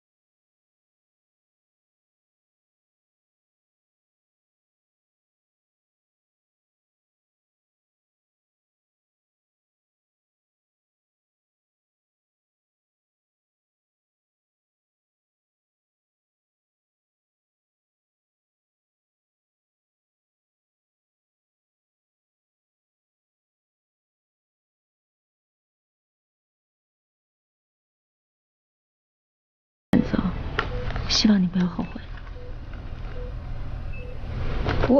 叶主任，可以给他打麻药了。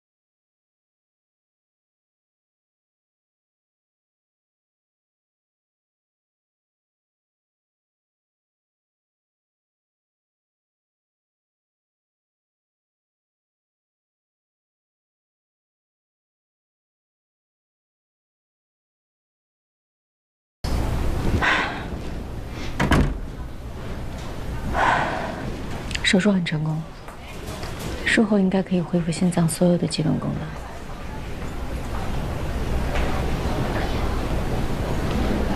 你一直都是这么优秀，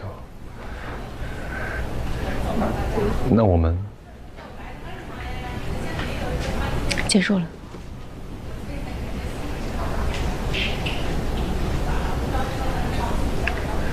我会通知我的律师，通知你的律师。其余的事情交给他们私下去处理。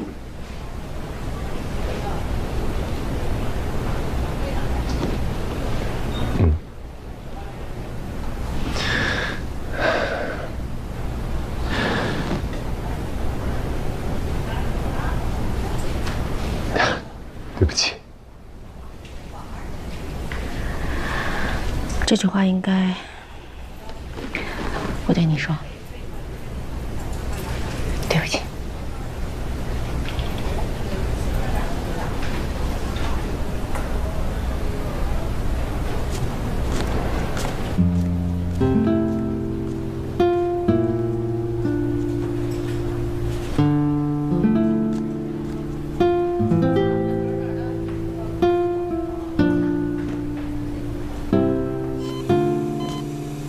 他没事吧？没事。你醒了，你手术做得不错，放心啊。哎，我知道你要问我什么。赵教授呢，让我给你捎几句话。他说会给你请一个护工，然后在你出院之前呢，就一直在你身边照顾你。工钱不用你付啊。他还说给你订张机票，可他没说是头等舱还是普通舱啊。然后他就不见你了，说让你多保重。哎，其实姑娘，你还年轻，你前面的路还很长，你没必要钻这个牛角尖儿，是不是？为了些个恩恩爱爱，动不动就要伤害自己的性命，你这不值当。哎，不，这话是我说的，啊。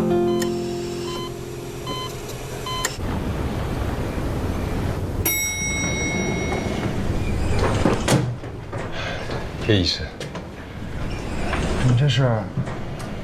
啊，我要离开了。再见。你上吧。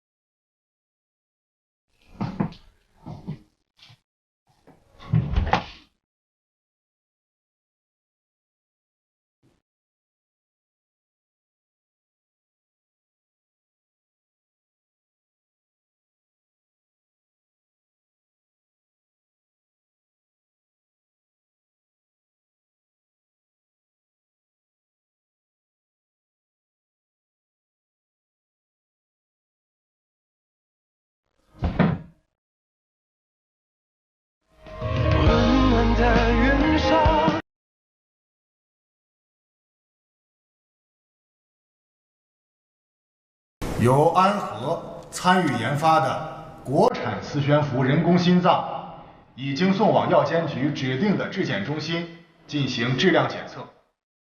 一旦通过检测，就可以申请临床实验了。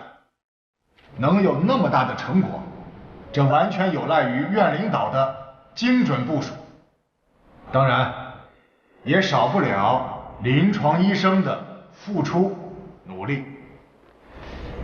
心外的唐主任，唐佳瑜，也有一定的功劳。根据我们送审的材料来看，这个动物实验的数据啊，非常好，估计在1周内，质检的结果就能够出来。都是刘副院长带队有方。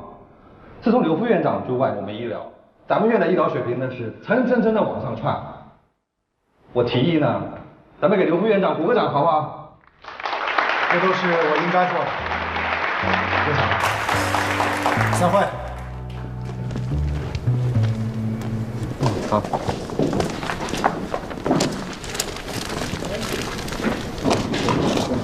离婚了你都不让我？离婚和下棋有什么关系？而且你能不能别老回气？我没有回气，我走错了，我换了重新走还不行吗？不行。唐佳瑜，看我下一次怎么赢你。不可能。我们唐主任已经吩咐过了，马上给你们办住院。现在感觉怎么样？还是喘不上气。唐医生，我们来之前给他发过微信。唐主任在开会呢。你好，住院手续办好了，你拿这个去缴费就行。哎，谢谢。客气。你看，住院手续也下来了。既然到了医院，咱们就把心放下来，不要太焦虑了。我知道，我就见到唐医生，我才能安心。哎，江医生，你别介意啊，他对唐主任有点迷信。我看呐，不用吃药，见到唐主任，病情能好一半。这也不叫迷信，这叫信任，对吧？唐主任一会儿就过来，放心啊。那我们先去病房吧。好。怎么了？找你说件事儿。等这人工心脏开始临床实验的时候呢，医院想开个新闻发布会，可是现在还没想好，这个新闻发布会该谁来主持？当然是你了，是吧，刘院长？刚才会上不是也说了吗？精准的布局，这是实至名归的。你真是这么想的？不会是又拿糊弄领导那些话来糊弄我吧？当然是这么想的，你怎么老是这么想我呀？不过，我对于你有个中肯的建议。说。到时候主持会议呢，你能不能适当的减肥啊？瘦一点上镜好看。你现在的状态就是，看上去有点富态。我还有病人，我先走了啊。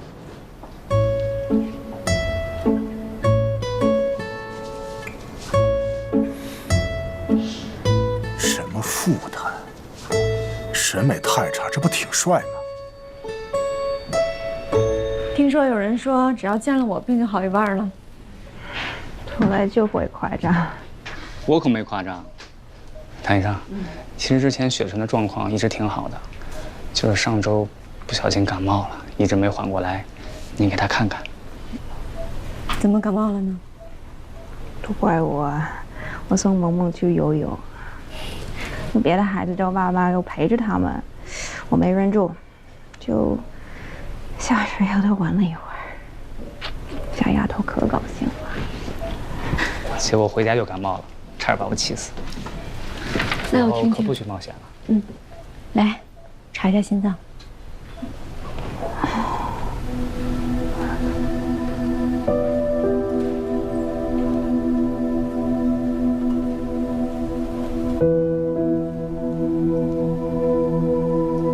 这手抬起来，用力呼吸。再来一次。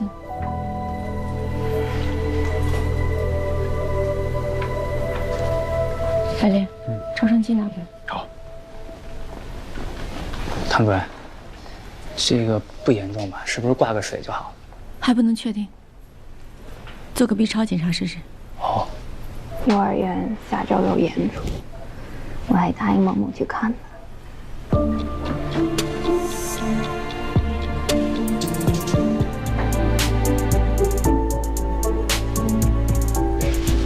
唐主任，不要紧吧？非常严重，心脏扩张的厉害，左心衰竭，需要尽快做移植手术，不然的话，尽快是多长时间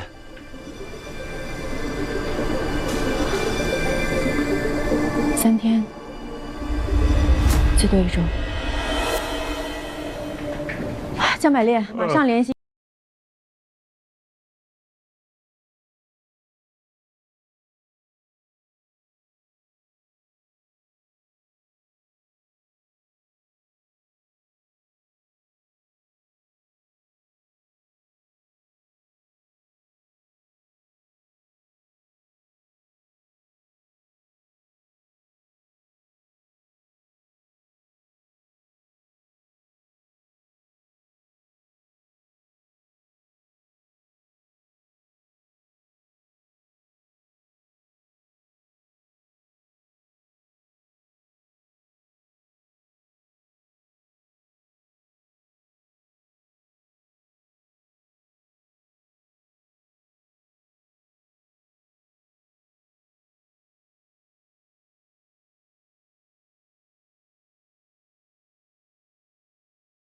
主任，我觉得咱们还是得做好心理准备。这等了几年都没等到的供体，这2天忽然想要，我估计是血案。罗向东，你说的没错，你提醒了我。王雪纯现在最大的敌人应该是时间。如果我们能想到办法，延缓他生存的时间，就算一时找不到供体，至少人不会死亡。可怎么能延长存活时间呢？办法就在我们眼前啊，人工心脏。明白了，拿到质检报告之后，马上申请临床实验。来不及了，申请临床实验的时间太长，王雪纯根本没有时间等。我对国内的规矩不太了解，有没有办法能临时做一例呢？主任，还真有。人道主义豁免手术，以前老主任做过一例，我全程跟着来着。这个人道主义豁免手术呢，就是指在现有的医疗条件下，无法医治且生存期不超过3天的病人，在得到病人和家属的同意之后，可以使用尚未经过药检局批文的药物和医疗器械。直白的说吧，就是死马当活马医，没办法的办法。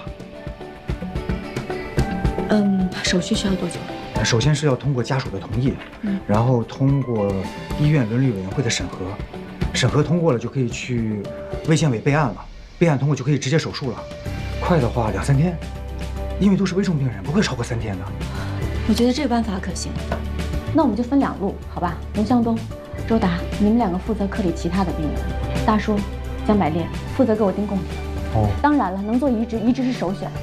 廖小波这么有经验，我跟你一起盯这个人道主义豁免手术。好。无论如何，我们现在只有一个目标，就是保住王雪纯的命。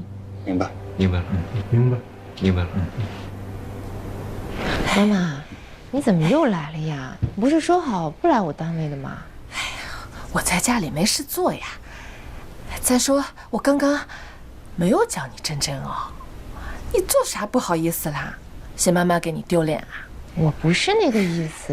那，他们都是我的下属，你老是这个样子，我将来怎么展开工作？哦，是的呀。不过我是想让他们多多照顾你呀。哎呦，那这里不可以，小王那里总可以吧？小王？王海明？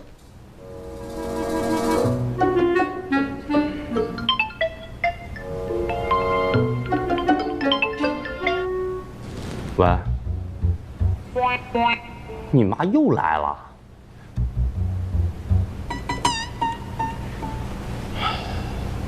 我上次答应去吃饭，那是因为你在别人那说我坏话，我为了惩罚你。我这次为什么要帮你啊？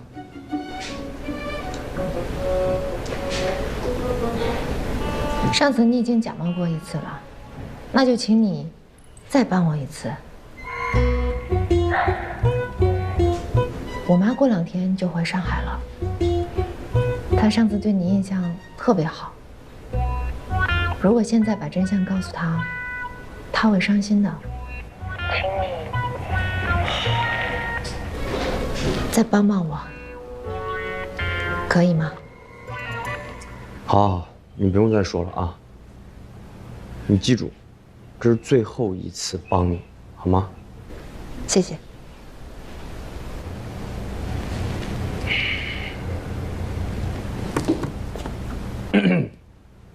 那个，我通知个事儿啊，未来1个小时之内，欧阳真宇是我女朋友。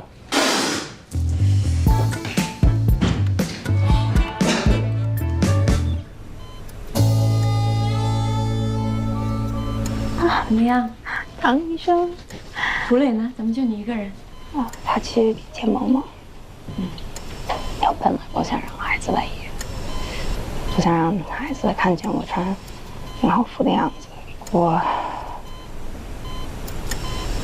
时间不多了，能多待一会儿是有。主命组讨论了你的病情，心脏移植是最优的选项。可是能不能在这么短的时间内遇到适合的供体，没有人可以保证。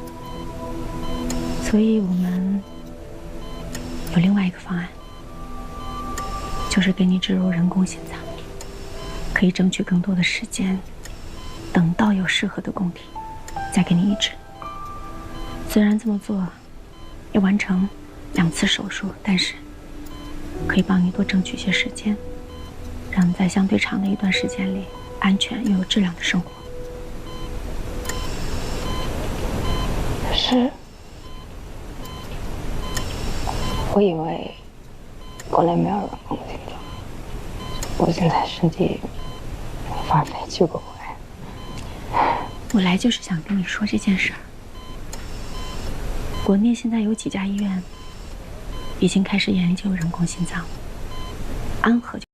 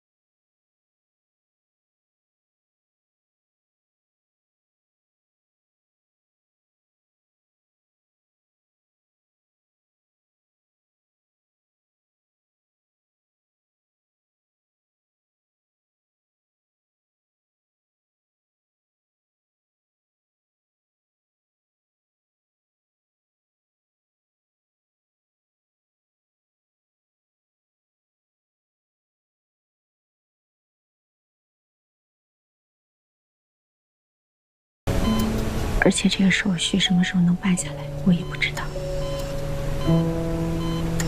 但是我知道的是，第一个吃螃蟹的人要有莫大的勇气。但是王雪纯，我不希望你有特别大的压力，明白吗？等一下我会让廖主任把人工心脏详细资料给你看看。你好好看一下。有什么不懂的随时问我，想好了再做决定。王雪纯，无论你做什么选择，我都理解，我都是无条件支持你。你在安和这段日子，我都会陪在你身边。妈妈，妈妈，哦，萌萌。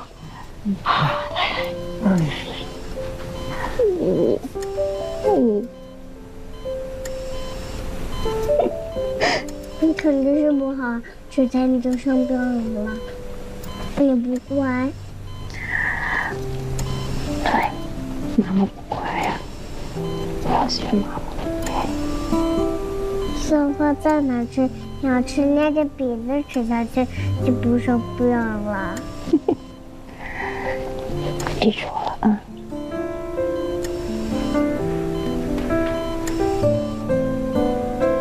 萌萌，总不知道叫人呢。你看这个阿姨是谁？不知道。这个就是妈妈跟你说的唐阿姨，因为她妈妈能继续陪着萌萌，快替妈妈谢谢她。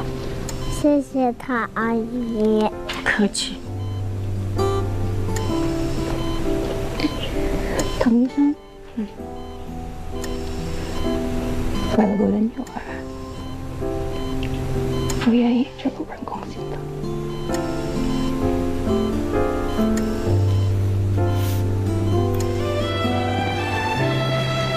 唐主任，您刚才说的那个人工心脏植入，真的可行吗？可行。只是风险非常大，我们会一边寻找供体，一边准备植入手术，到实在撑不下去的时候才会动手。你放心，不到最后一刻我们不会放弃。什么？宝宝又要做手术了？好，那我知道了，我想想办法吧。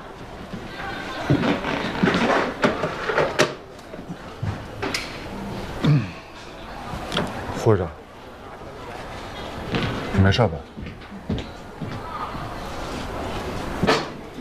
哎，对了，龙医生，你这会儿时间方便吗？现在有点忙，有几个病人需要换药。主要是康泰尔5联那个婴儿出现了肠梗阻，国外那边要手术。婴儿的胸腔和腹腔问题比较复杂，他们建议最好能有个心外的大夫在场，只要等他们开了腹，没有什么大问题就可以走了。我想，应该耽误不了太长时间。如果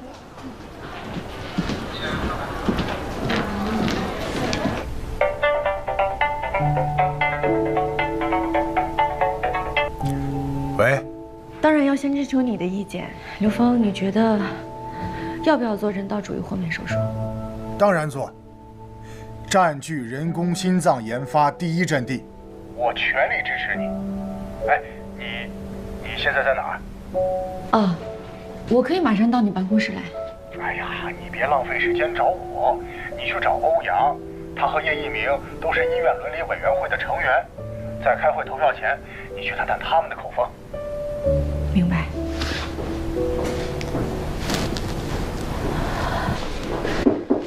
进。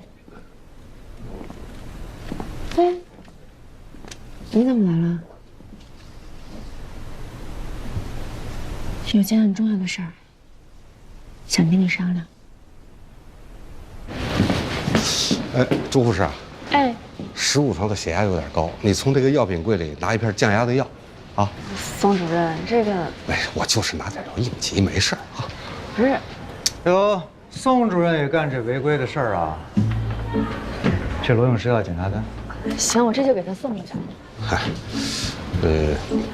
我只是从药品柜里拿一片药应急，这不是电脑死机，开不出药来了。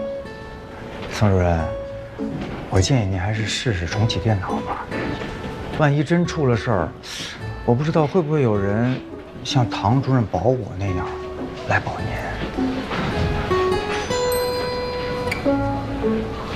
啊，我重启电脑，重启100次都成。宋主任，您听说了吗？我们马上要做人道主义豁免手术，人工心脏的第一例人体植入。唐主任虽然年纪不大，但是他有技术有胆识，跟他一起共事，经常会让我想起跟着老主任的那些日子。但跟着你的时候，我确实没有这种感觉。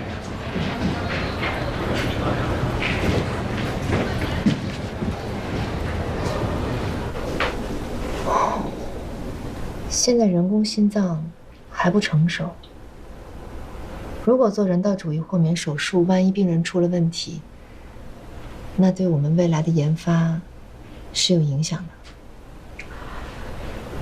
你还记得上次雪纯是怎么？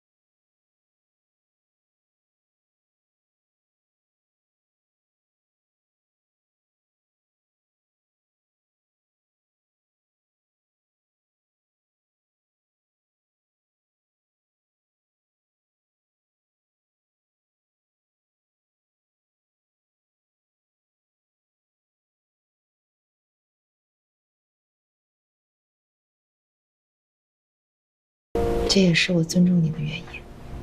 我会通知伦理委员会召开临时会议。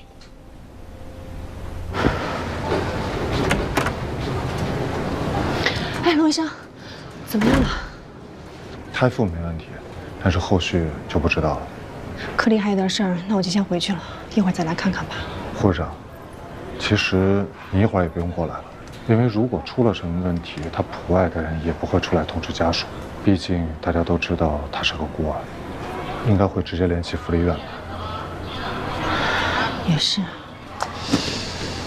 要不这样吧，长庚组也要不了多久，我来都来了，干脆把手术全程看完再走吧。如果出了什么问题，我再电话你。龙医生，谢谢你啊，辛苦了。这是我应该做的，他也是我的病人。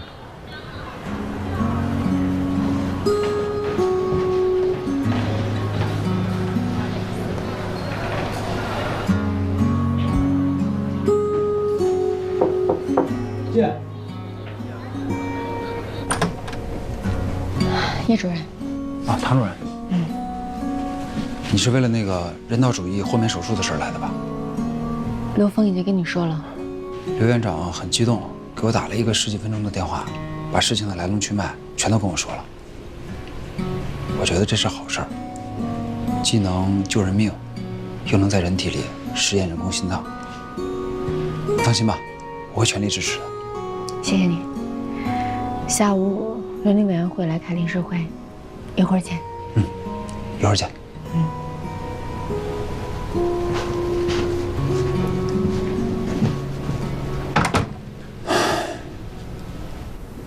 噔噔，哇，红烧肉，还有糖焖栗子鸡，爱吃吧？啊，清炒虾仁，来，赶快尝一下。好好好，来，哎，能尝一尝？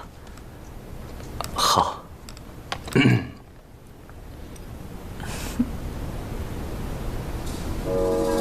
好吃，比我们食堂强多了。哎呀，那就多吃一点啊。真的好吃吗？真的好吃啊。妈妈，我的呢？这个没带你的啊？哦，哎，那你们一起吃，一起吃哦。我去打点开水。哎，你不知道开水在哪儿吧？我知道，我刚才来的时候看到。哎呦，我去给你打开水吧。我自己都看到了啊！你好好吃，陪小王多吃一点啊！好好吃饭，来，快陪他一起吃啊！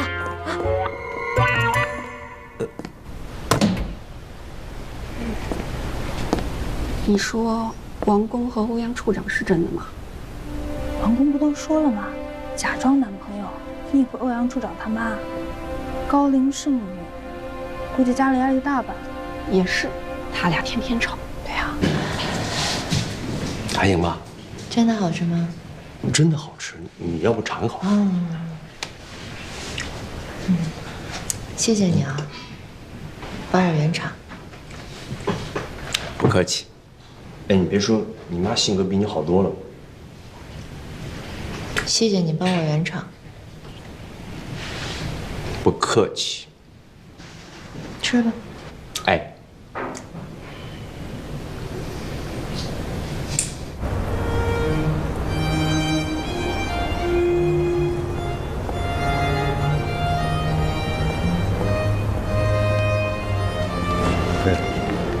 哎，老宋，哟，王主任，真巧，哎，真巧啊！您这是怎么了？一副丧气的样子，这可不像您啊！我现在在安和属于边缘人物，我能高兴得起来吗？不会吧？怎么回事？哎，一言难尽。哎呀，早知道当初要是跳槽到你们医院，我也不会弄得今天这样。哎，一点盼头都没有。夸张了你这。哎，对了，正好有一事儿我想跟您说呢。人工心脏，您感兴趣吗？护士长，手术结束了。哎，罗医生，手术顺利吗？挺顺利的呀，但是为了稳妥起见，要先送 ICU 住1夜。不过因为福利院的经费有限，如果明天没什么事儿的话，还得转回普通病房。今天辛苦你了，我也替宝宝谢谢你。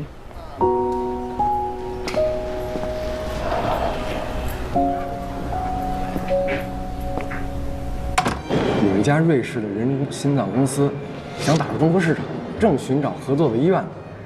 我们医院庙小，人家看不上。哎，您那医院的心脏中心那可是大中心，怎么样？有兴趣做这间公司和安和之间的联络人吗？哎呀，要是以前吧还行，现在恐怕不成。人家自主研发的磁悬浮心脏，马上就给病人做植入手术，说不定现在伦理委员们正在开会呢。刚才唐主任介绍了病人的病情、人工心脏的研发进展以及手术的必要性。大家根据这几个方面来决定这次人道主义手术是否符合医。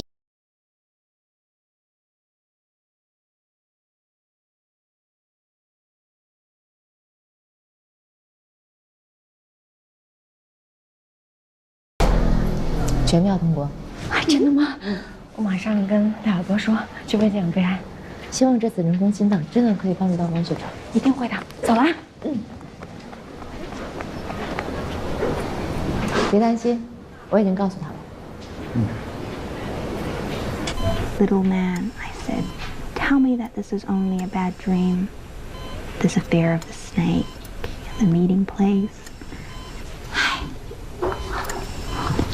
唐医生，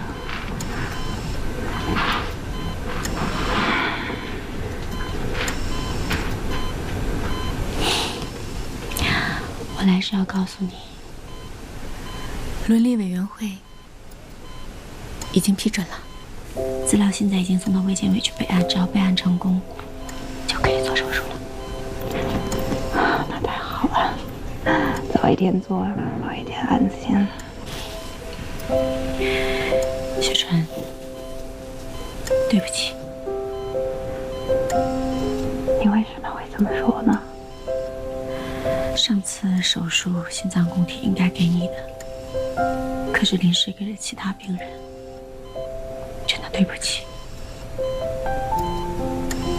唐医生，坦白说，刚知道的时候我是接受不了的，但是后来某医生跟我介绍了为什么会这么做。他说这个对你是一个很艰难的一个决定。他还说代替我得到那个心脏的人是2个孩子的爸爸。如果没有那颗心脏，那2个孩子就没有爸爸了。所以，这个心脏派上了好用场，你说呢？是的。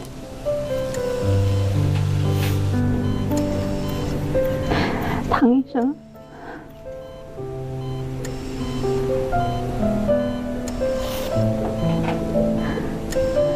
我有点担心。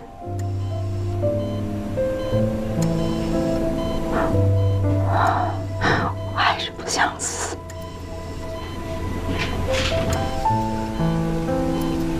雪晨，我答应你，我不会让你死，我会让你有一个又长又圆满的人生。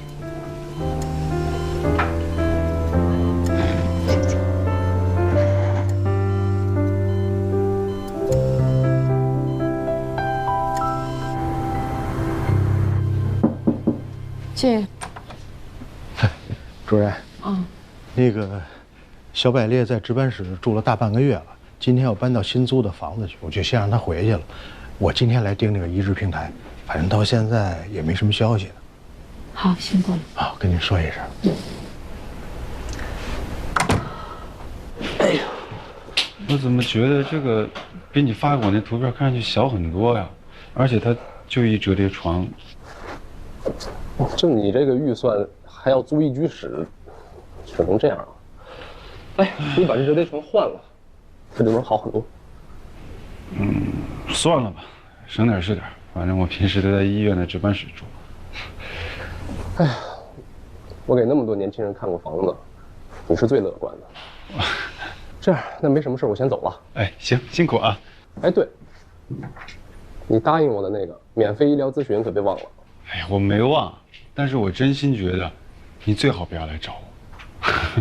那必须的。行，走了。辛苦啊，谢谢啊。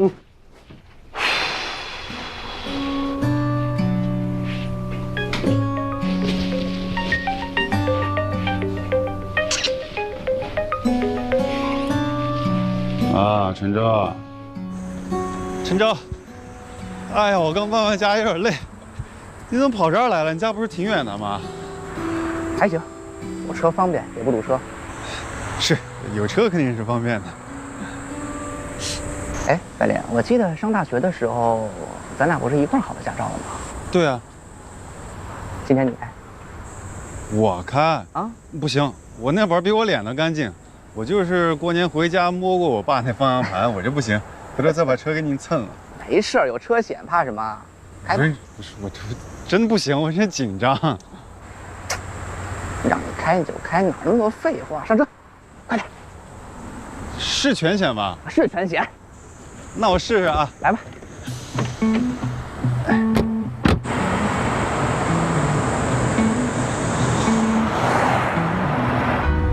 可以啊，开得不错啊。别说话，我有点紧张。今儿哥们儿你逆行了，你知道吗？啊？没有逆行吧？没有，继续开吧。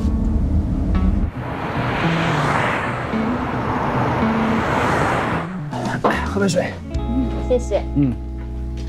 那我们这一会儿要录音，可以吗？可以啊。来，那我们现在就准备开始了。这是一次非常专业的采访，叶主任不要紧张哦。不紧张，不紧张。好，开始了啊。哎呀，百烈不得不说啊，你开车的技术真不错，哎，一看就像过了科目1的。这就是从小悟性就是好了那么一点点。嚯，是说你胖，你还真喘上了。哎，我这车不错吧？车是个好车，这是你爸给你买的。哎呀，我自己买的。哎，你就不想买一辆吗？哪怕管你父母要点钱也行啊。哎呀，我这是穷人家的孩子啊，我每个月还得往家里汇2000块钱。那你自己没点积蓄？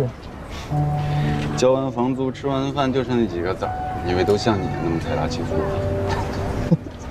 哎呀，白烈，实不相瞒啊，上回你来我们公司做口译还记得吗？啊，我们老板特别的赏识，就觉得你医学博士，英语又好，说什么都想让你来我们公司上班。就你们那个医疗器械公司是吗？对呀，而且去的不是医学事务，去的是销售部。你知道现在销售部就缺你这样的，懂医学专科，外形好，英语好的人才，真的。你要是去了，我想想，年薪最起码这个数起30万，还能再谈。这样的话，想想啊，1-2年买车不成问题。这条件听起来确实还挺诱人的哈。诱人吗？是不是？那还不赶紧试试啊？这可是老板亲自让你学，这可跟你自己去面试去应聘那不是一码事儿。而且你别忘了，你要是去了，你跟我那是直接竞争对手。哎呀，你这真是太大公无私了，我先敬你一个。先不说感谢啊，你怎么想？是这样的啊，郑州。我也不是不想要好车啊，也不是不想要那高薪，但是我爸妈辛辛苦苦的供我读了那么多年的医学院，那是为了让我去给病人开刀做手术的。这人人啊，都为五斗米折腰，就你想的不折，是吧？行，等着饿死。饿不死啊，我们医院有食堂。再说了，我们心外科的快乐。好，那我们今天的采访就差不多到这里了。嗯，下次我再跟你约时间。下一次啊，刚才访问的已经很细致了，还有下一次？啊，我们这是一个系列专题，要做好几期的呢。下次我们就别约在办公室了，我们约外面吧，比如说，餐厅啊或者咖啡厅什么的。我觉得这样子，我们的采访也可以更加的轻松自然，你觉得呢？可以是可以，但是我不知道我什么时候还有时间啊。没关系，我知道你忙，那你什么有时间，我就等你什么时间。行吧。那我今天就不送你了，我后面还有点事儿。哦。那行，我先走啦。一路平安啊。好，下次啊。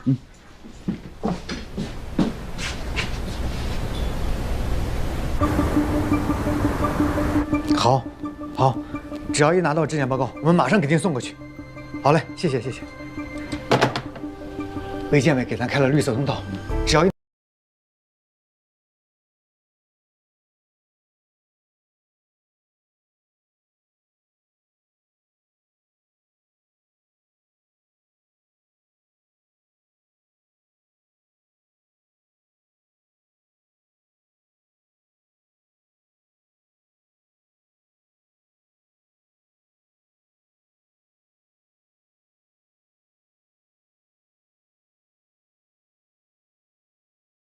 怎么会这样呢？不是数据很好吗？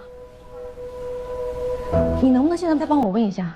对，病人多耽误一天，风险就会高一天，可以吗？那我等你消息。好。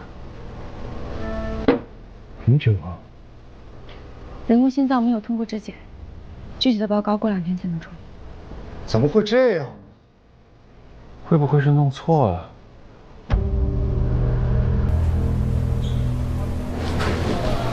主任，今天的手术室没了，只能接台，但不一定有。别选这吧，实在不行就换明天。我跟你说出大事儿了，刚才我从证明组回来，他们说人工心脏质检没通过，王雪纯的手术泡汤了。怎么会这样？现在移植平台又没有消息，人工心脏又用不了了，唐主任都快急疯了。行，我知道了。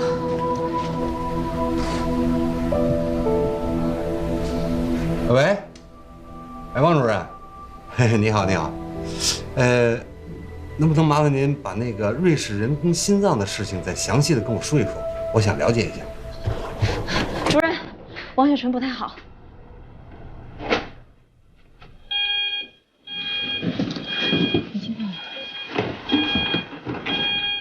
没有心跳了。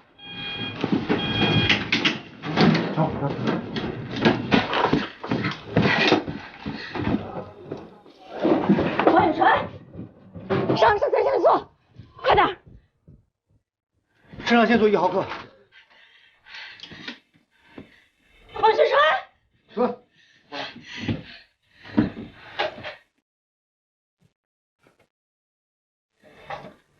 龙哥有反应了吗？没有反应。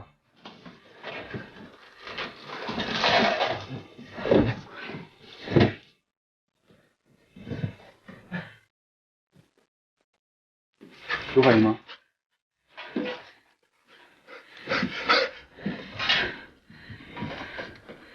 主任，一点反应没有。用药到了最大剂量，现在又没有固体，又没有人工心脏，我看。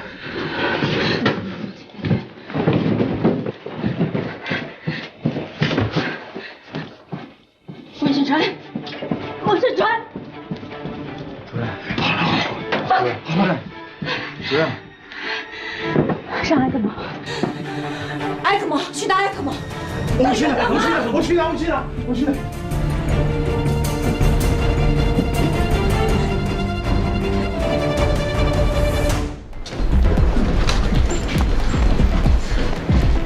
秦主任，上埃克莫吗？我已经让 ICU 那边人准备好了。护士长上埃克莫容易，但上完之后怎么办？这才是最大的问题。哎，亲家属，我接到电话又赶过来了，雪纯怎么样？心脏骤停。你别这样，哎，你先冷静一点。不应该呀。对。昨天还好好的。霍心病的晚期就是这样，心脏随时会停。病人家属已经在听我说的每一个字都要听清楚，好吗？现在王雪纯心脏骤停，现在救她的唯一方法就是上埃克莫。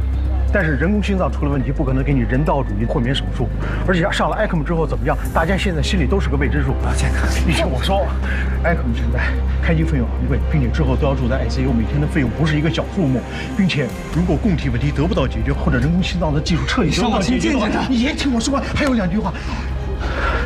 也就是说，你们每天的开销会非常大，这对于你们来说是个不小的负担，所以病人最后可能还是会把这无主。你自己衡量一下决定。那我该怎么办？我只是要对你说明利弊，怎么办要你自己决定，并且要快。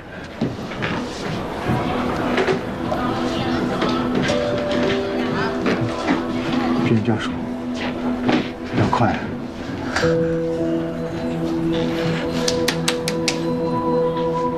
哪怕有一丝希望，我都要救我老婆。ECMO 只能救急，不是长久之计。后续只有2种指望：一是心脏有自愈的可能，让心脏休息，一有好转就撤机；二是有代替的方案，比如说人工心脏或者是心脏移植。汤佳玉，我问你，这2种指望，王雪纯她有吗？移植平台已经将王雪纯移到了等候名单的首位，随时都有可能有供体出现。人工心脏不知道是出了什么问题，还尚未可知，也许很快就能修复。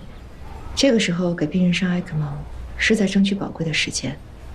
再说病人的家属也已经签字。欧阳，你不用替他说话，这是他一向的冒险风格。真以为自己是神之手，谁都能救？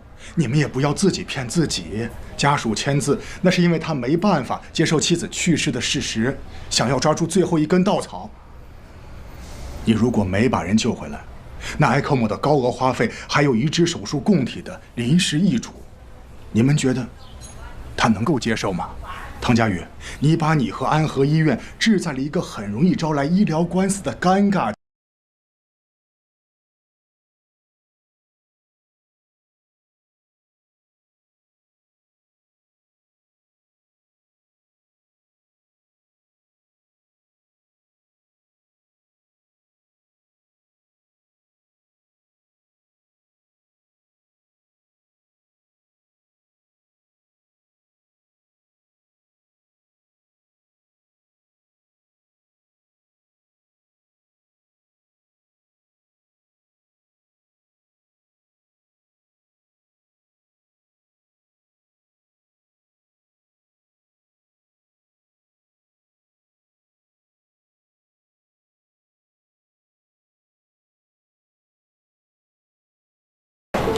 就算让我重新做一次选择，我还是会这么做。有什么需要帮助的，就找医务处。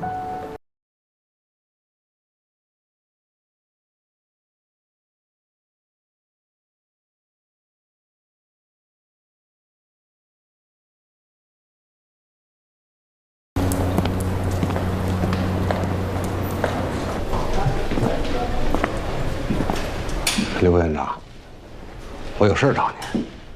有事就说。哦，有一家瑞士的人工心脏公司想打入中国市场，想跟咱们医院合作，不知道您有没有兴趣？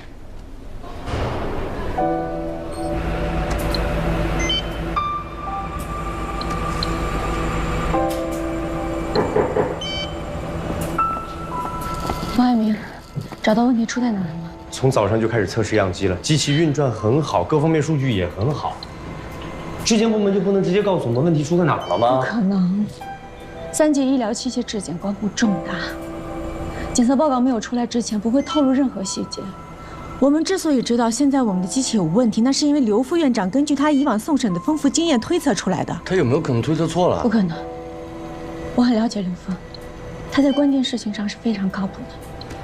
而且他不会拿病人的死活开玩笑的。王海明，现在时间是我们唯一的敌人。如果能够找到机器问题出在哪儿，能把它解决了，人道主义豁免手术还是可以进行的。关键是两眼一摸黑，根本不知道从哪儿开始找。那就找啊！一样一样排查也要排查。我还是那句话，要快。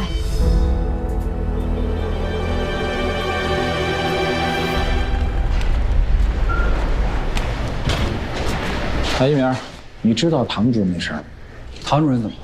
他手里本来有一个心衰晚期的病人，本来是要做人工心脏的，结果没想到人工心脏质检出了问题，而其他的供体也没着落。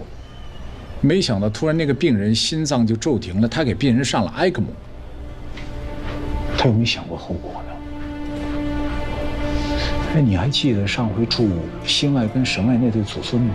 你记得吗？记得。他悄悄给病人垫了医药费，告诉病人说这是医院申请下来的救助金。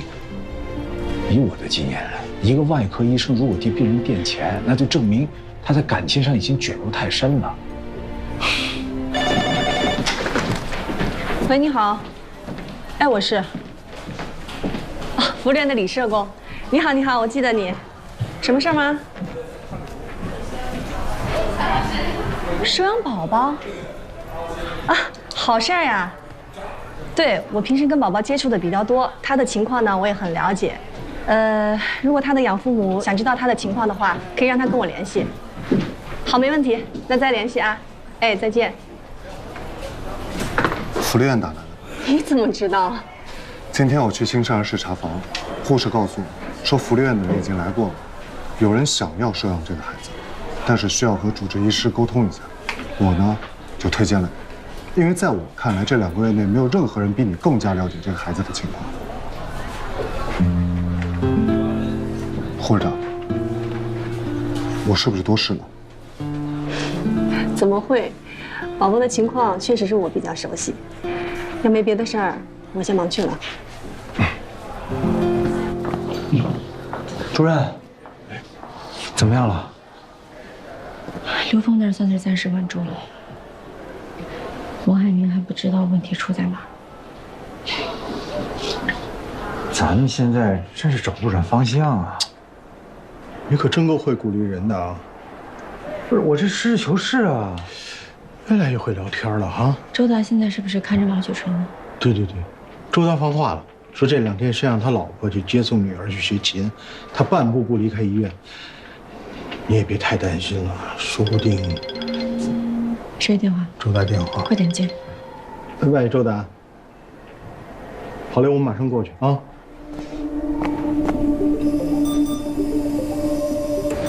周达，主任，怎么样？你看王雪春这都输液2个小时了，一点尿都没排。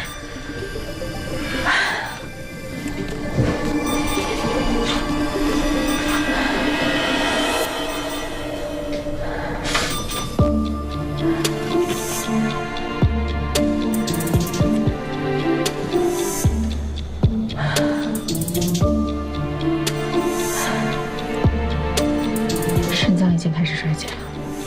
怎么会这么快？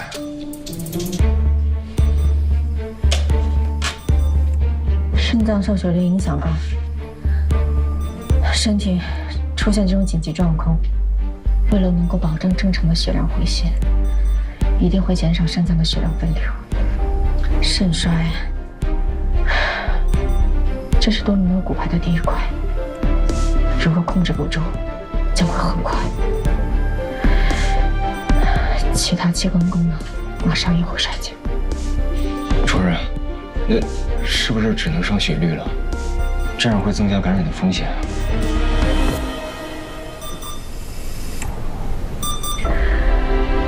我去跟涂丽说。唐主任，雪春怎么样了？雪春出现了肾衰。对，肾衰是其他器官衰竭的第一步。一旦其他器官衰竭，供体还是人工心脏都没有意义了。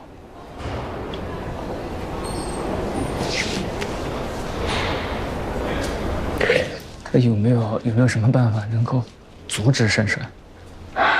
有。上血滤，血滤是代替肾功能工作，对于肾进行过滤功能。可是，一旦上了血率，就意味着维持王雪纯的生命的机器又多了一台，也就是说，感染的几率大了很多。可是不上血率，他的肾脏马上会恶化。唐主任，你说我该怎么办？这个决定需要你们家属来做。唐主任，我知道你的意思，你又要让我自己选，我也想选，可是我不懂医，我不知道该怎么选。但是我知道你的选择一定是对的，我相信你。我知道你也要救雪纯的，求求你，告诉我这一次好不好？就这一次，你告诉我，怎么选对雪纯才是最好的？就这一次，求求你。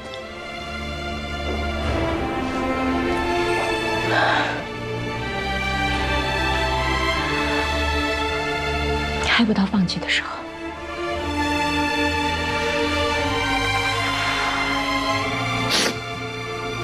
我听你的。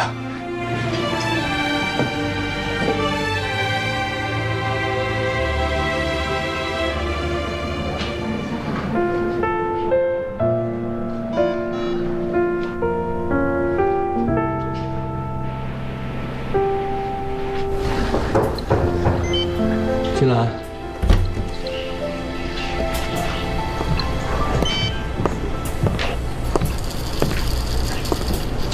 你怎么来了？我来看一下人工心脏的问题找得怎么样。如果可以及时修复，那我赶紧申报给质检部门，或许还来得及。所有数据都已经核查过了，机器也已经转了1天了，根本就没有问题。说不定是他们搞错了呢。他们就是做质量检测的，怎么会弄错？那他们没错，我还说我没错呢。那麻烦你跟我走一趟。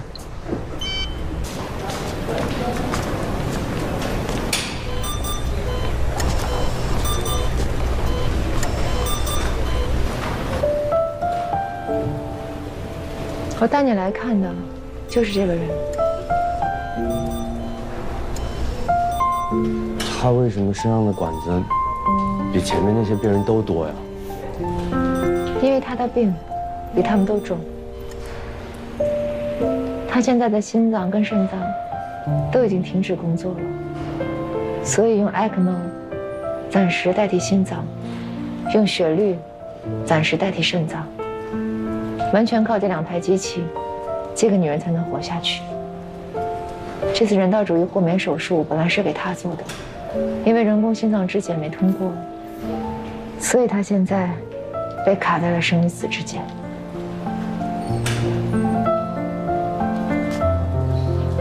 你带我来，是想让我内疚？不是，我是想让你看到，你研究的不仅仅是一个血泵，它会成为人体的一部分。人体有多精巧，它就得有多完善，一丁点的差错都不能有。是不是很苛刻？人命关天。你跟我说，你用你自己的脑袋担保，但是现在出了问题，有生命危险的是他，不是你。有句话叫“医生犯错，病人丧命”。虽然你不是医生，但是这句话眼下也适用于你。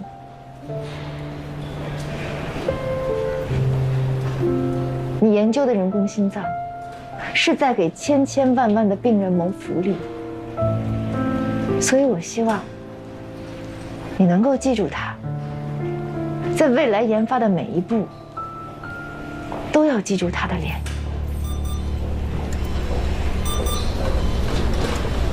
那天你在资料室说，机器停机的时间比饲养员关机的时间早了3分钟，有可能是机器自动关机。如果你说的是对的，只要查那台机器，就能知道问题出在哪儿。我今天做试验的一直都是样机，不是用于植入的机器。那你快快去查呀！你还站那儿干嘛？好。 7号床的情况还可以，还剩几号床没查？彩莲啊，没有了，主任。那我去 ICU 了。哎，你别去 ICU 了，昨天晚上就没怎么休息，赶紧去值班室睡会儿。ICU 周达那儿盯着呢。还是我去吧。你跟江百烈手机要随时保持畅通，一个是平台打电话要确保第一时间接到，知道吗？好了，主任。唐主任。 我昨晚找出那台被饲养员意外关机的人工心脏，把它放在测试机上进行测试，结果真的意外停机了。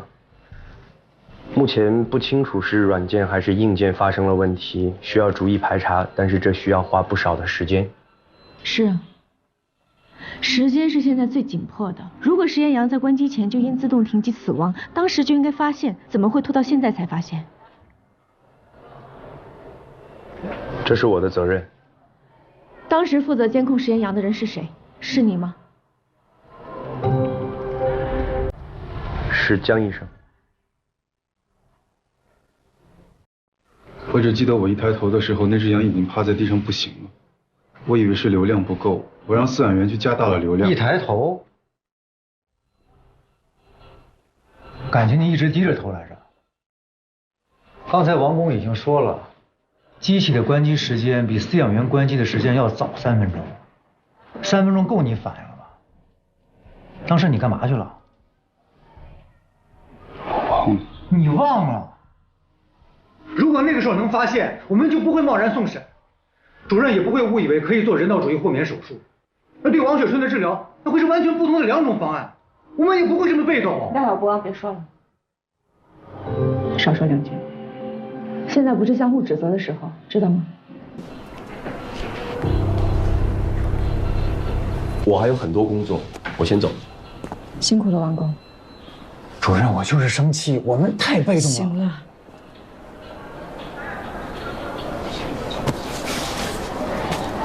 主任。好了，不用说了。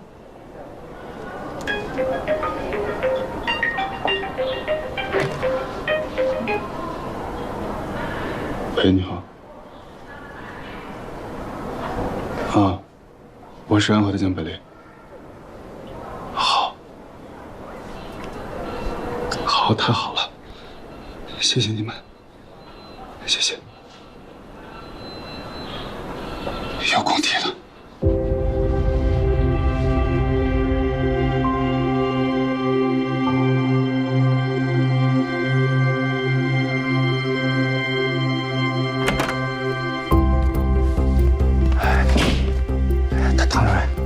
我刚才去看过他，肾衰竭的指标已经好转，情况基本稳定。涂磊，我还要告诉你一个好消息，已经找到和王雪春匹配的供体了。有供体了？真的吗？你确定？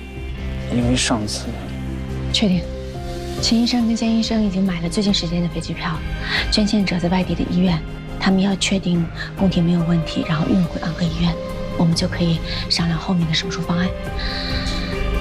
总之，一切都在往好的方向发展。一颗健康的心脏。一颗健康的心脏。唐主任，叶主任，看这么高兴，肯定是有什么好消息吧？ 等到供体了，跟王雪春配型成功了，真的，太好了！是啊，我觉得我心里这块石头终于落地了。我能看出来，你跟这个病人的关系啊不一般。其实我觉得，好像是我欠了他一颗心脏，现在终于有机会可以还给他了。哎呀，以后他就可以带着他女儿。 到处去玩，不用像前几年那样小心翼翼的。还有，他爸爸高血压，我相信知道这个消息以后，一定比任何的降压药都管用。是，这好消息是好消息啊，可是什么？你对这个病人，是不是有点过于用心了？这个病人的情况有一点特殊，这次肯定来不及了，但我可以保证下不为例。从今以后，我肯定会变回。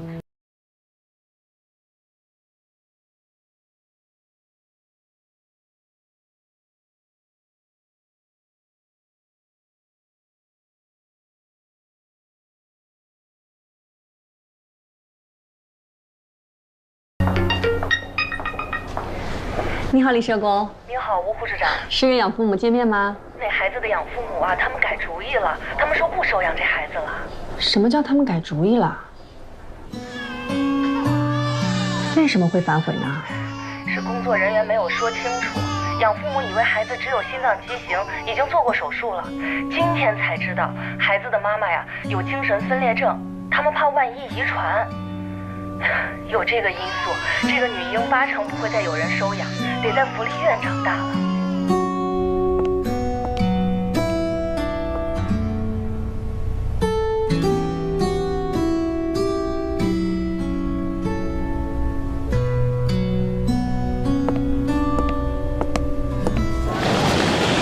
崔主任，看下手术啊。哎，老秦不是取到供体了吗？你们组今天晚上定的手术室怎么取消了？哎，没取着。这个取供体的团队飞机晚点了，得先取其他的供体才能取心脏，所以我们这移植手术啊，只能推迟了。唐主任啊，现在还在 ICU 呢。是吗？哎呀，他一时顶不住。行，你忙吧，我走了。哎，记仔细了。嗯。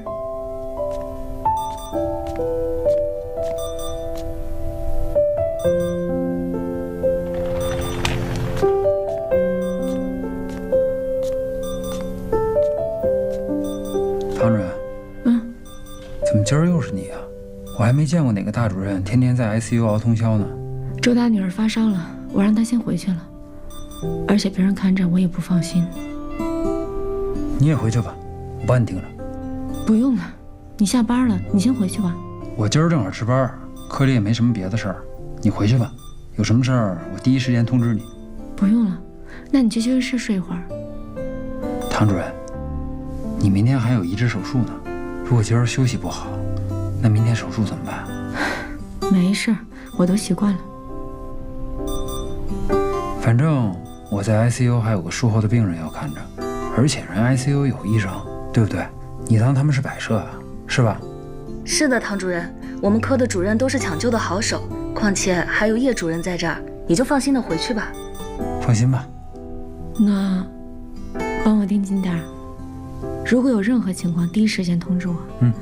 我去休息室躺一会儿。哎，你还是回家休息吧，办公室休息不好，而且你家离得近，就10分钟的路程。他要是真有什么事儿，我们连10分钟都 hold 不住吗？那好吧，谢谢你。去吧。盯紧点儿。叶主任，我好像记得你今天不值夜班吧？我顶替别人的。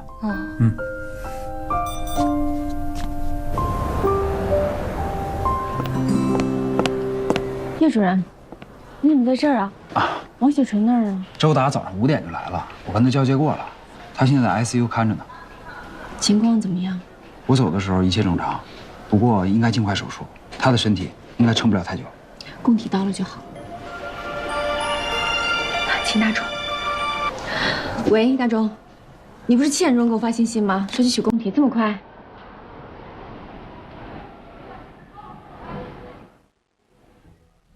不是，你们再检查一下。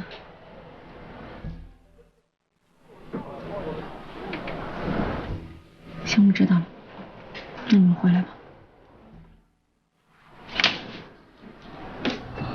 主任，怎么回事？捐献者的心脏有实质性的病变，边缘供体都算不上，根本用不了。怎么会这样？哎，刘副院长，欧阳处长，一大早您怎么在这儿啊？你坐。哦。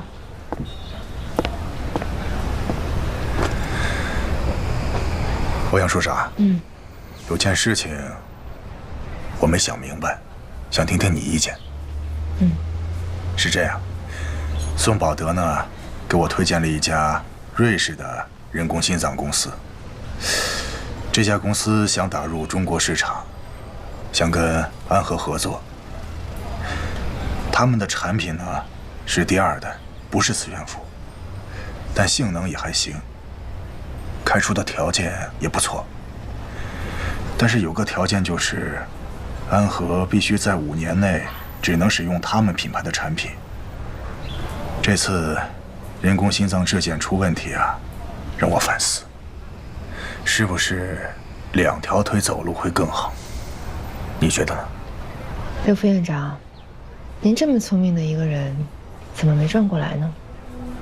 转什么呀？5年内不能使用其他品牌，那也就是说，咱们安和自主研发的磁悬浮人工心脏就不能在安和做临床试验，否则的话，就是属于使用其他品牌。我就说有什么地方不对劲。还有，现在很多家医院都在研发，如果这个时候我们不坚持，虽然说很快就能用上瑞士公司的产品，但是5年后，国产人工心脏的领域我们就会落后一大截。你别说追不上人外，就是其他几家心脏中心，也会排到我们前面去。反正就是捡了芝麻丢了西瓜，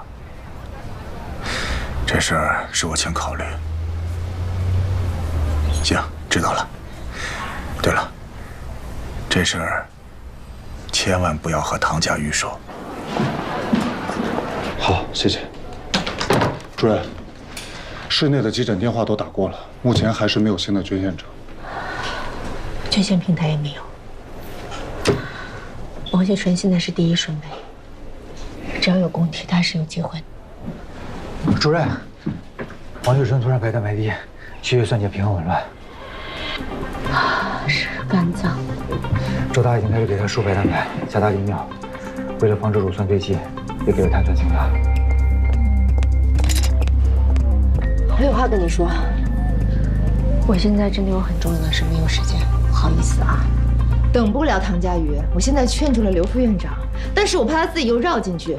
宋宝德现在在给一家瑞士的人工心脏公司牵线，想促成跟安和的合作，用进口的人工心脏代替你跟王海明研发的产品。唐佳，主任，不要跟过来，我自己去，别跟我来。嘱咐你爸爸的事一定要记住啊！要是晚上老人失眠，唐主任，唐主任，怎么了？不需要人工心脏。哎，宋主任，您跟那家瑞士人工心脏公司很熟吗？唐主任，我问你熟不熟？这熟不熟的又能怎样？这人工心脏也不是一家的专利。如果您很熟的话，想请您帮个忙，能不能帮我弄一台机器来？我的病人王雪纯现在已经出现肝脏衰竭了，一时之间没有合适的心脏供体，所以我想，能不能试一下人工心脏植入？宋主任，如果您真的很熟的话，能帮我尽快弄一台机器吗？可是进口3级医疗器械，不通过审查，不可能让你用的。人道主义豁免书或者是学术交流，什么名头都行，只要能帮我弄到一台心脏，王雪纯也许还有活下去的机会。当主任，您高估我了，这事儿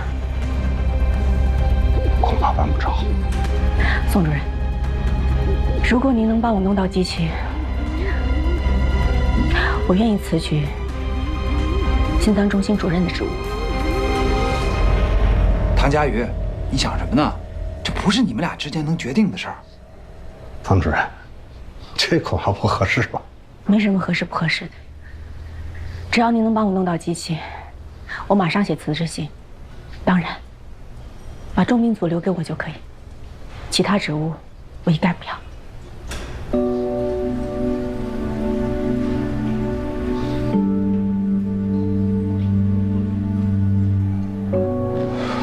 回来了啊，主任，很快就不是主任了。啊？什么意思呀你？宋保德认识一家瑞士的人工心脏公司，主任说只要他弄一台给王雪纯用，他就把中心主任这个位子让给宋保德。疯了！这位子能是说让就让出来的吗？啊？江伟烈，主任现在这个情况，你说怎么办吧？行了行了。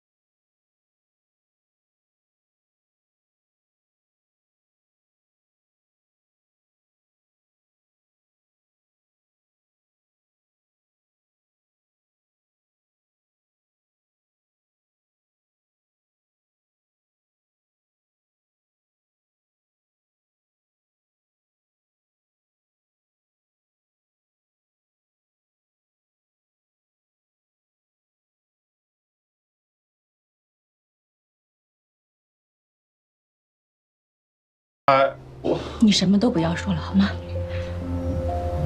哎，那个张静主任，张主任，那个，哎呀，行吗？这次我是真的想帮你啊，可是很遗憾，药监局审查没通过，我也很无奈。再帮我想想办法。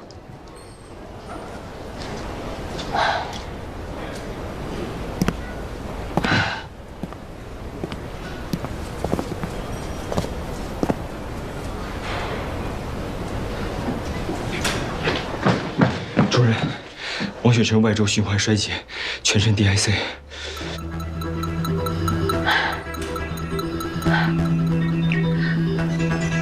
有办法，有办法，用药，马上用药，升压药。还有，输血，一定要输血，知道吗？再想想，再想想，再想想，帮我想一想。我现在脑子一片空白，帮我想一想啊！主任，王雪晨现在的情况是，就算有功底有人工心脏，也不能再做手术了。他现在是全身多脏器功能衰竭，已经进入到终末期了，不可逆了。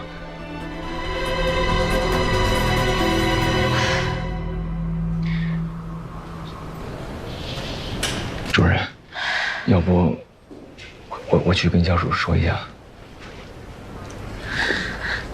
我去。图兰应该从我嘴里知道这个消息。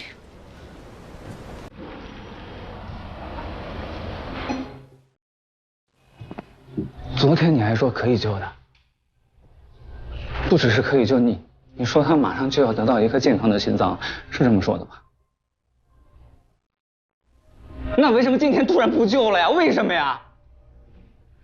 没有供体，没有人工心脏。王雨辰现在接受不了任何的手术。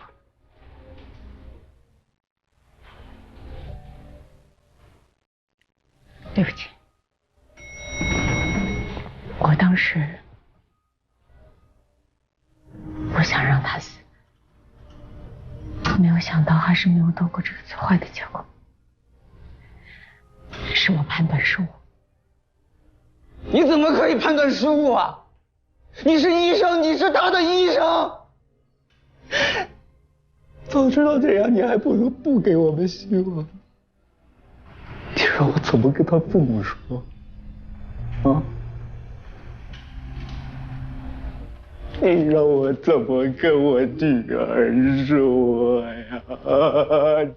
你让我怎么跟萌萌说呀？你让我……对不起。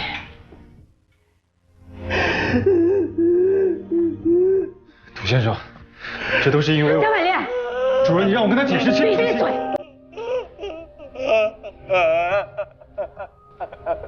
什么都别说。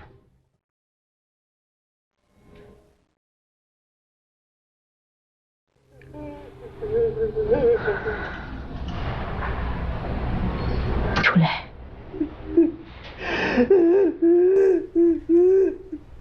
是时候该放手了，该让王学春走了。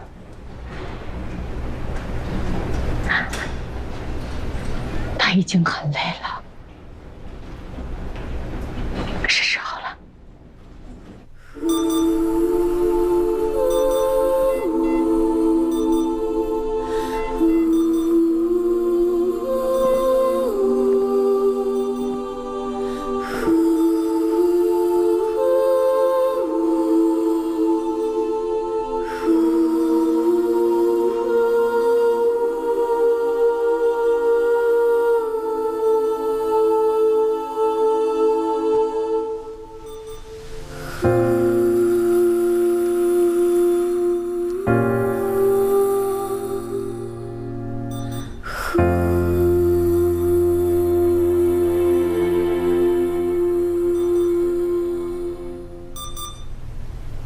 关掉这些机器后，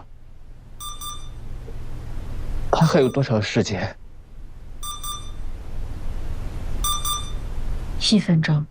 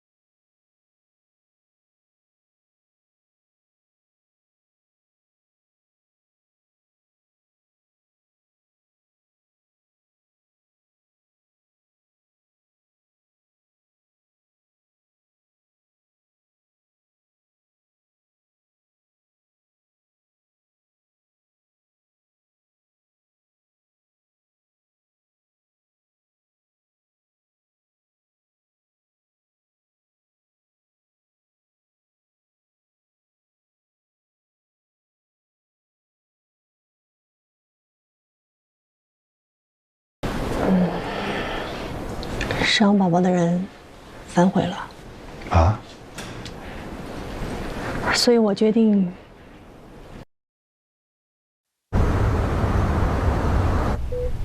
好了，许巍老师，咱们安和医院最近有没有什么新鲜事儿啊？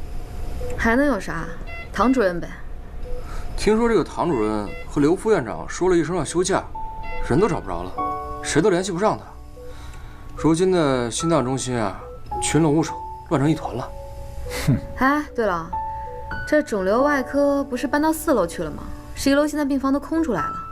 这神外跟心外不是一直想争11楼的病房吗？现在唐主任休假了，崔主任不得高兴坏了？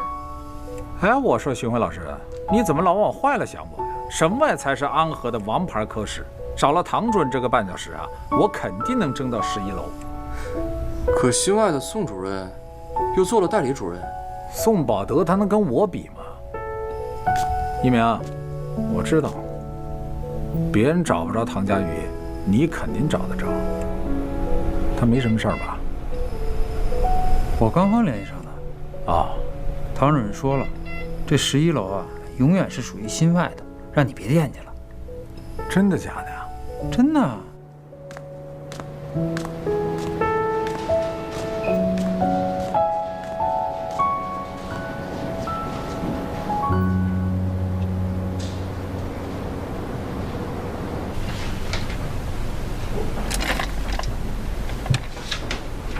各位，我这掐指一算，我怎么觉得主任这1、2天就要回来呀？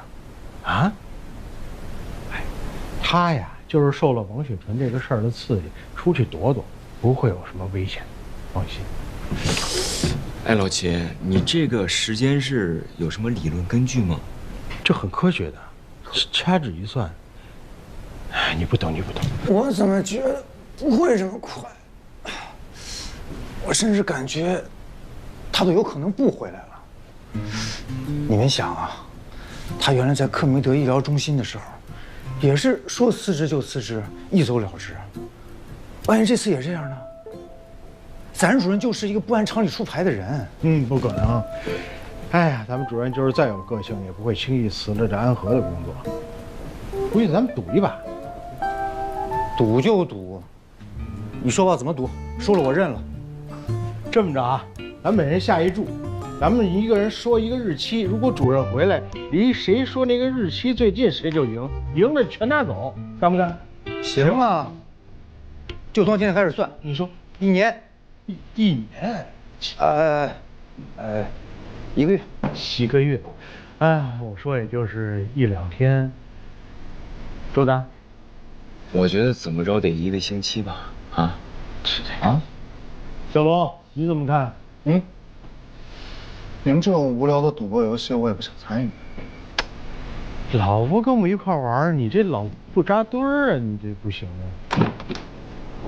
哟，副市长，那个正好你也参加一下吧，我们正压说主任几号回来呢，你也压一把。我希望是今天。对了，宋主任要求一会儿全科大交班，还要开一个学习会，你们赶紧都把手里的资料准备一下吧。哎呦，这宋宝德这代理主任是不是当上瘾了啊？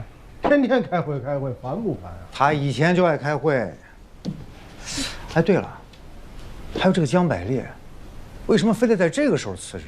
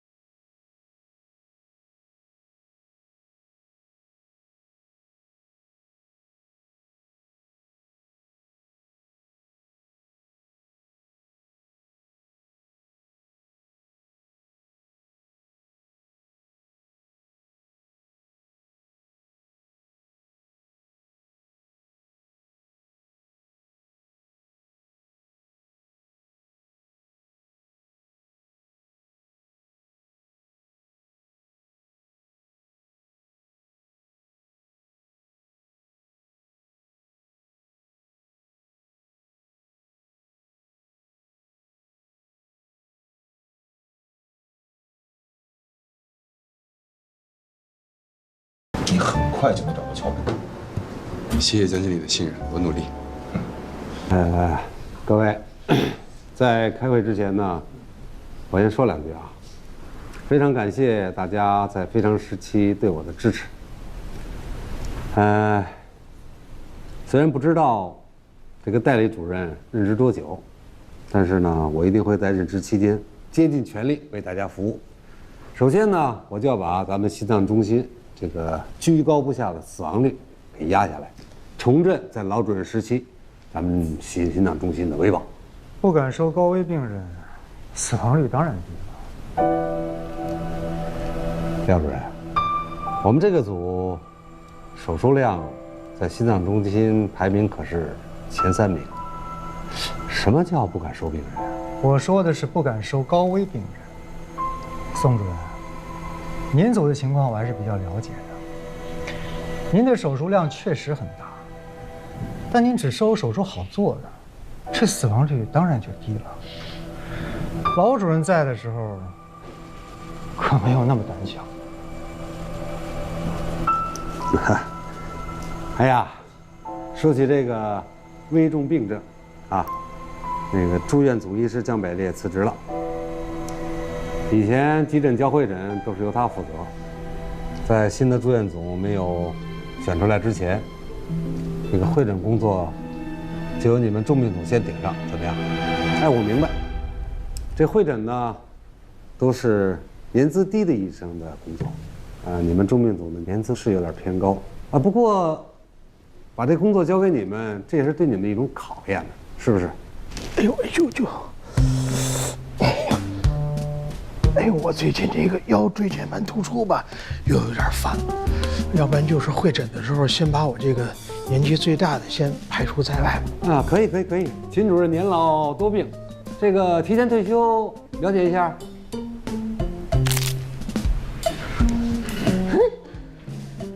我怎么一下就好了似的？这是话跟的太管用。哎，可能是我对这个想为病人服务的这个热情实在是太高涨了吧？啊，太高涨了。王工，你别着急呀。能不着急吗？现在已知了硬件没有问题，是软件出现了 bug。但软件不是我们的专长啊。而欧阳处长知道了以后，他会怀疑我的专业能力。说曹老师，我知道。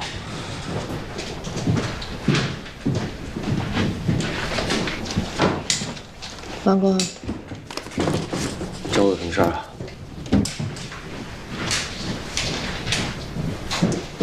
我来监督你们的工作。唐主任休假这段时间，医务处有义务保护他的工作成果，监督人工心脏继续进行下去。怎么样，有进展了吗？没有。之前进展那么快，怎么一出问题就原地不动了呢？王工，你不会是没有认真去做吧？欧阳处长，您冤枉王工了，他这几天都没怎么睡过觉，一直在研究沈盲呢。不光是没有睡觉，我这2天连饭都没怎么吃。你跟我说这些没有用，我只关心结果，过程是什么样子，我不关心。哪怕你们每天只工作半分钟，但只要有突破，也比现在强。半分钟。好，我抓紧时间，有进展了我跟你汇报。好的，那我等你消息。跟你说了，别跟他抬杠，他早晚得找机会整治咱们。我就算看遍所有的会诊，我也不会向他妥协。秦主任，急诊来电话叫会诊，你们谁去啊？这个，我不行，我得去 ICU 看病人。哎呀，这科里有7个病人伤口等着换药。哎，老秦，你要是去换药的话，我去急诊。啊，那辛苦你了。啊，辛苦。走。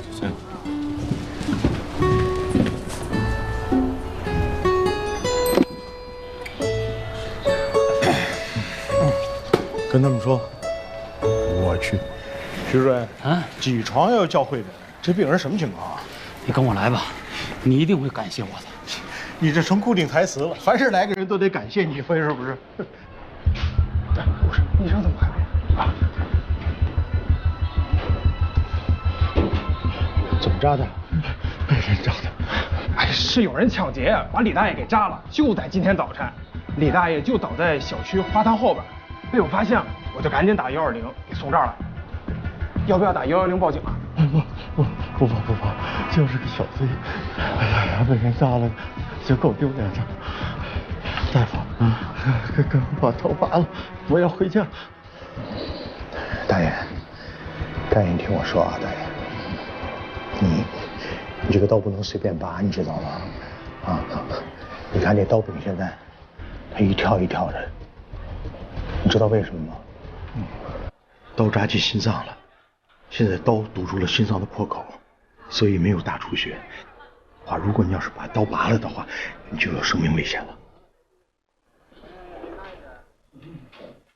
李成海78岁，有家属吗？就家属来。没有。哎呀，大爷现在一个人住，前段时间老伴去世了。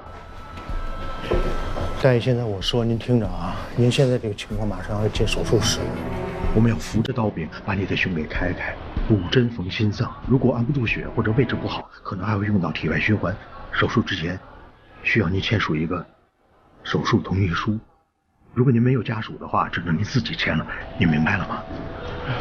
好，那你现在待在这儿一动别动，我去给你约手术室。李正，把电话给我。喂，我秦大忠，现在没有空位的手术室，我急诊没人去用。哎，你干什么去？我让你看这病人吗？几点的空位全都占满了。怎么不好了？好，我马上去。空出来马上告诉我啊！好。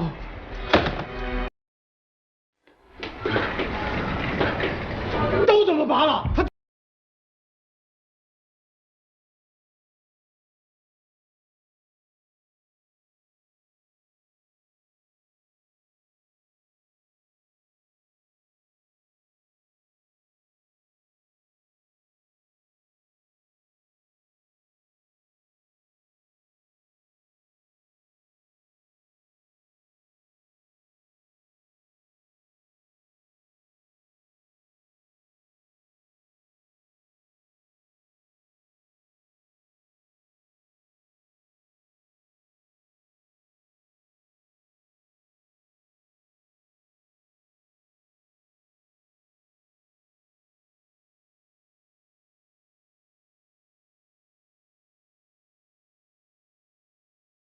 告诉你能不能发，再发就来不及了。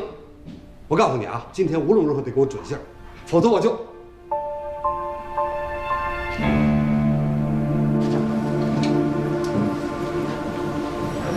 哎，白丽，晚上把时间空出来啊，我约了咱们几个大学同学，晚上好好聚聚。今天啊？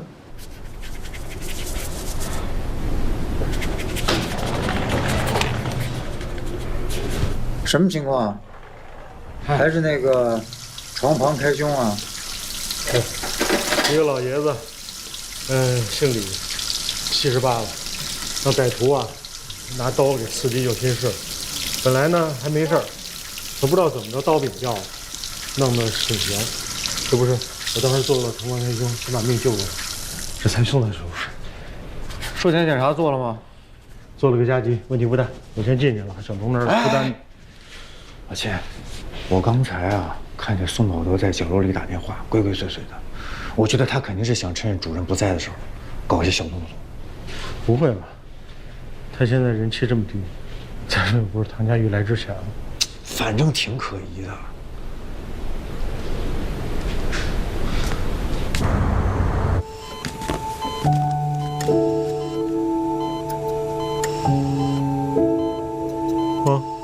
醒了，大爷，别担心啊，这是 ICU。您的手术已经做完了，我把刀给您取出来了，把心脏也给您缝好了。您要是听清我说什么了，就轻轻的点点头啊。听见了。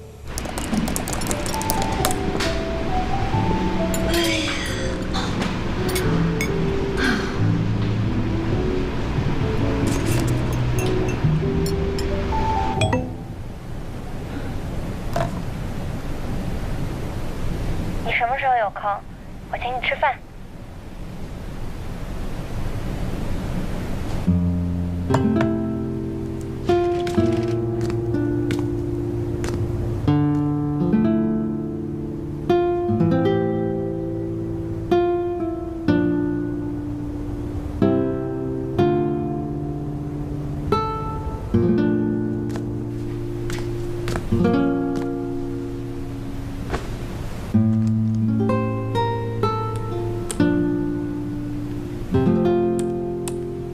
为什么要买新西装啊？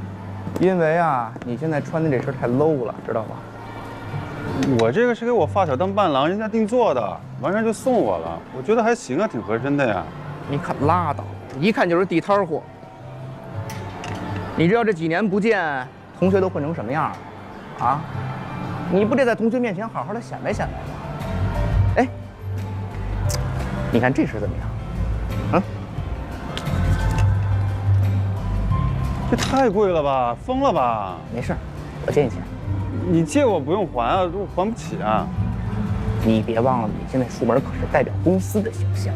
下回还来这儿，好不好？哎，慢点，慢点，回家我们交代驾吧。我交了代驾了。没和好了，没有，需要接了。百烈啊，有个事儿你得帮我，你不能推辞，不能拒绝我。你说。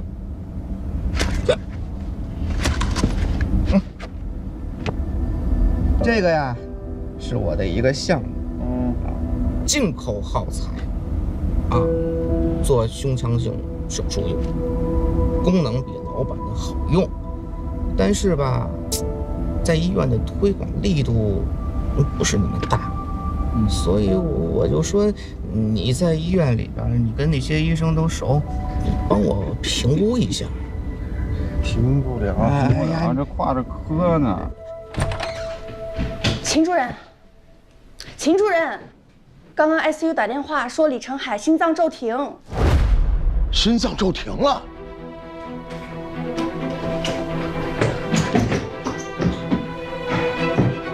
心脏怎么会骤停呢？手术没有问题。不知道，突然就停了。护士，再推1毫克肾上腺素。氯化钾不这么大量，心脏不停才怪。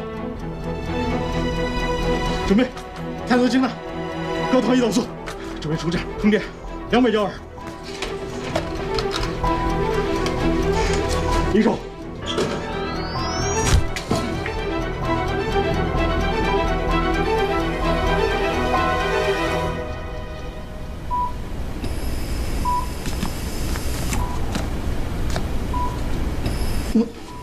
秦主任，不是我推卸责任，这药量跟我给的真不一样。对呀，李医生当时还特地来病房嘱咐了一下，而且那确实不是我调的量。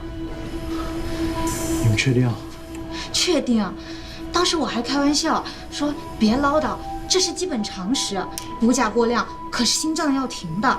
李医生说再查一遍他更放心，对吧，李医生？对对对，这是我原话。秦主任，我们搞 ICU 的干的就是这个，这要不是有人故意调高量，谁会犯这样的错误？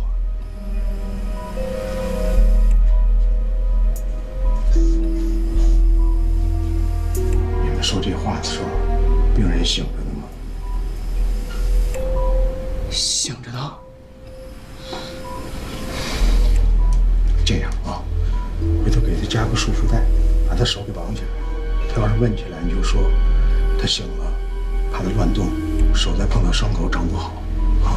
秦主任，您是怕？还有几床没查呀？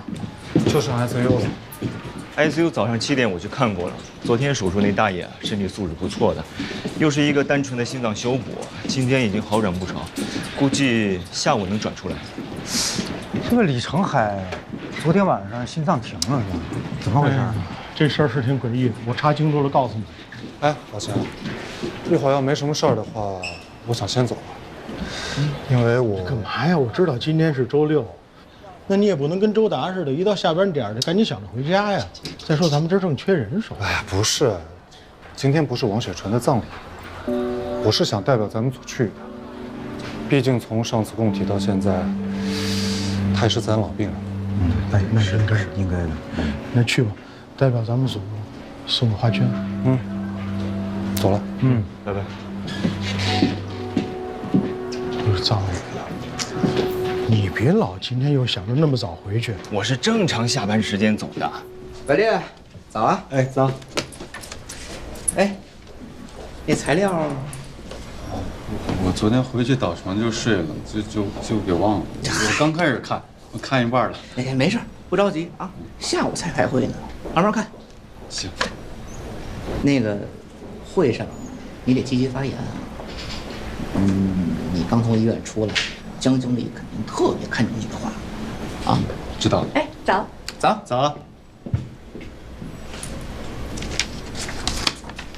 哎，白烈，昨天在车上最后说的话，还记得吗？记得。真记得假记得？我真记得，你放心吧。这次我套下去，下一次一定得是你。下次我死。我小睡着。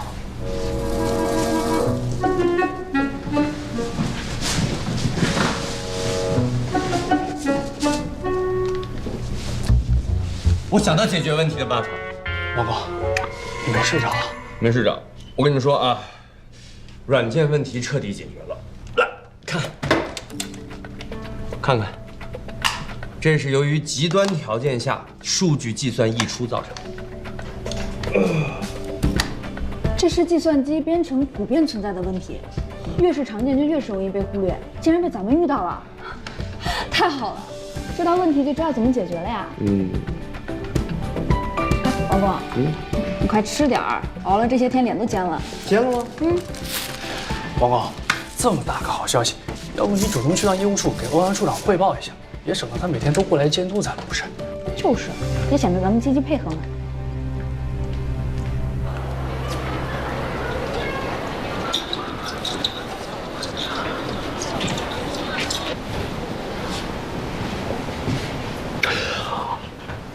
周六，怪不得没人。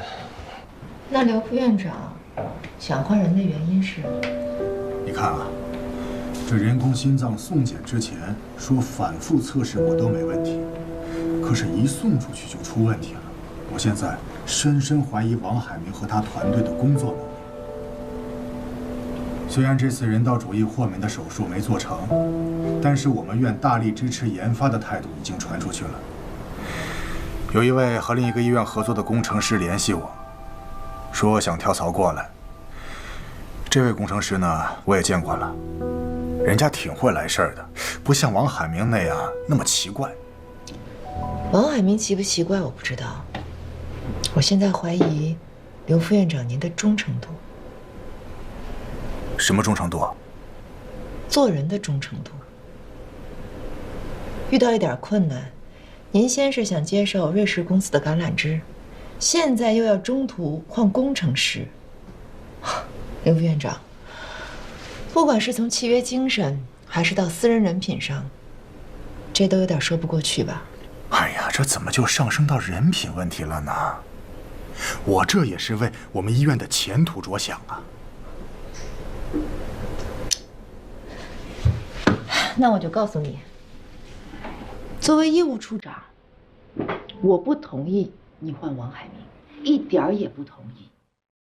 他和他的团队工作能力没有问题，我天天去看，他们已经是在尽最大的努力做这件事情，没有时间睡觉，据说连饭都吃不下去。人家在这么努力工作的时候，我们怎么可以釜底抽薪？这怎么就生气了呢？我也没真说要换啊。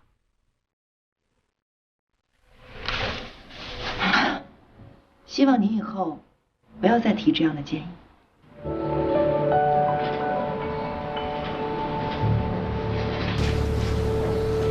啊，行，我坚决不提，我一定支持王海明到底，行不行？那就好。行，那没事，我就先走了。慢走。那什么，唐主任有消息了吗？这么多天，我有点担心他。没有。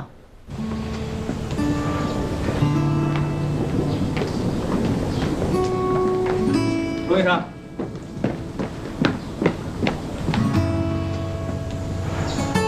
罗医生，谢谢你啊，来送雪春最后一程。节哀顺变，就算是为了孩子，你也要照顾好自己的身体。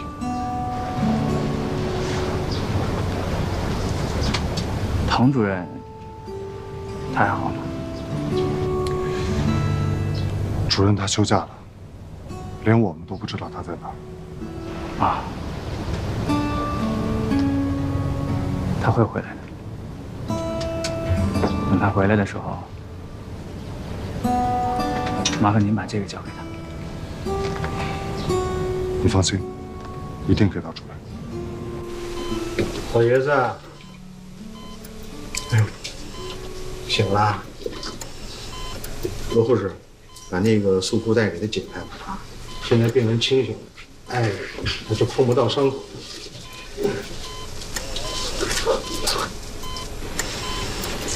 我这儿又给您准备了一个药，是保心的，但每次只能服1片。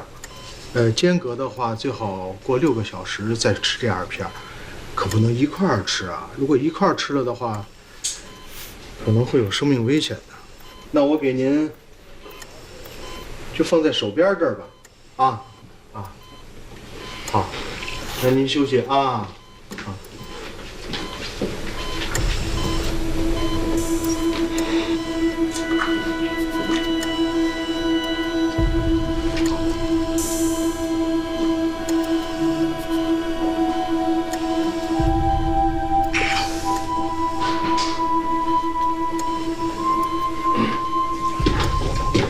老爷子，你怎么又回来了？您果然是还想自杀呀？听不懂，听不懂。别装要紧。您要是听不懂的话，那我就说说，您听听。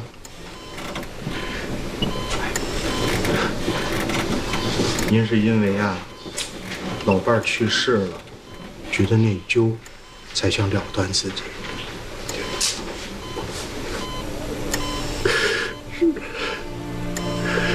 你说的没错，我。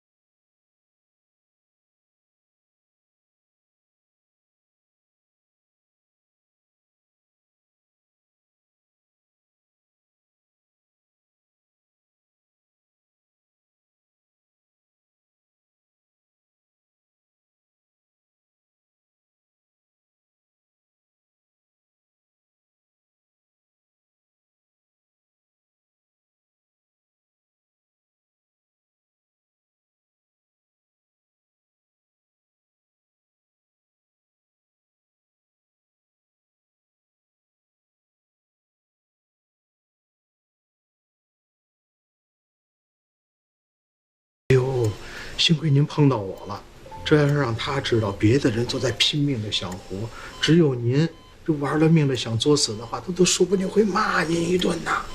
有这么厉害的李大夫？可不，我们都可怕他了。所以您想想，您还想寻死觅活的吗？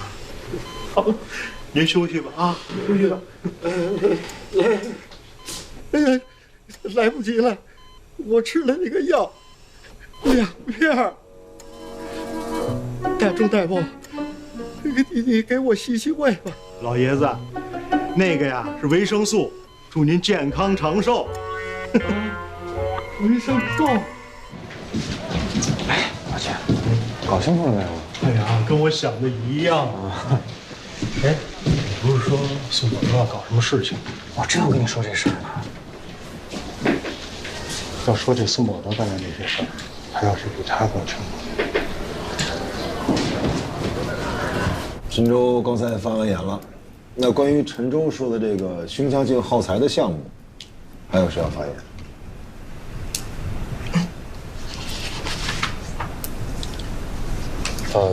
江经理，我能不能试着说一下？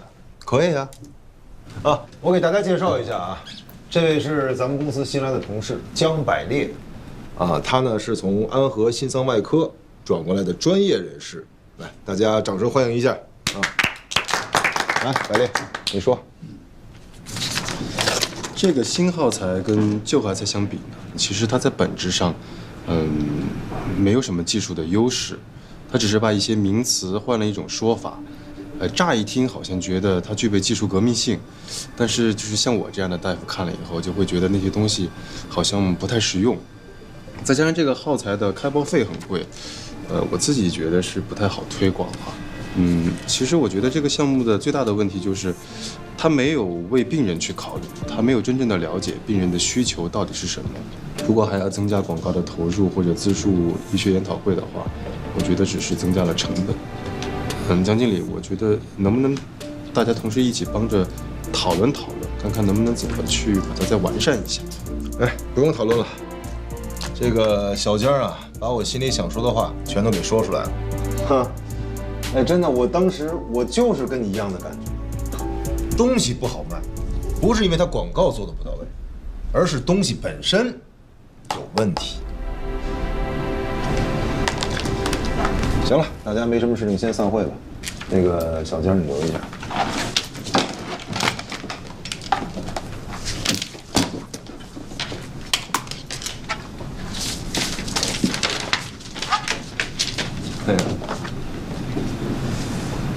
江经理，今天你表现得非常好，虽然略显简单，但是你不怯场，而且还能一下子抓住核心，我很看好你啊。以后在公司，如果你遇到任何困难，都可以来找我，我可以教你。将来有机会可以教你。谢谢主任。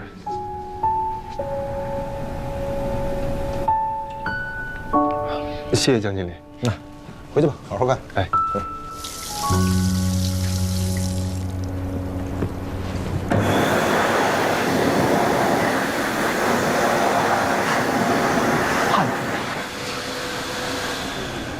啥？我昨天怎么跟你说的啊？你是没听明白啊，还是装傻充愣啊？今天在会议上摆我这么一道。我是按你说的呀。你昨天不是说让我把你的项目当成一个人吗？给他看病吗？如果有病就治。我发现他确实是有病，还是绝症，所以不能不实话实说嘛。实话实说，我说的是这句吗？我说最后一句。这不是最后一句吗？大哥，我最后说的是在公司咱得抱团吧，得互相帮衬吧，然后一起发财吧。你今天说的是什么？啊？张百烈，你好好想想，我干嘛这么费劲巴拉把你弄来呀？又给你买西服，是吧？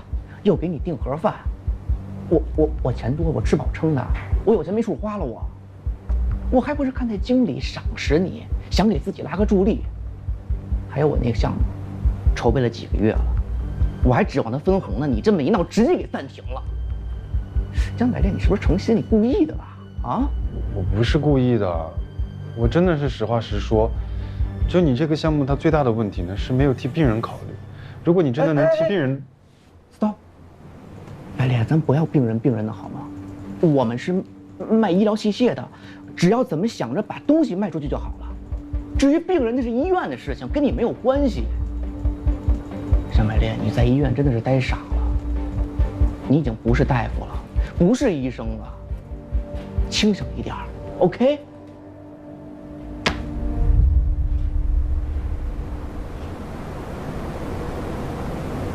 来，汉文，来，这杯干了。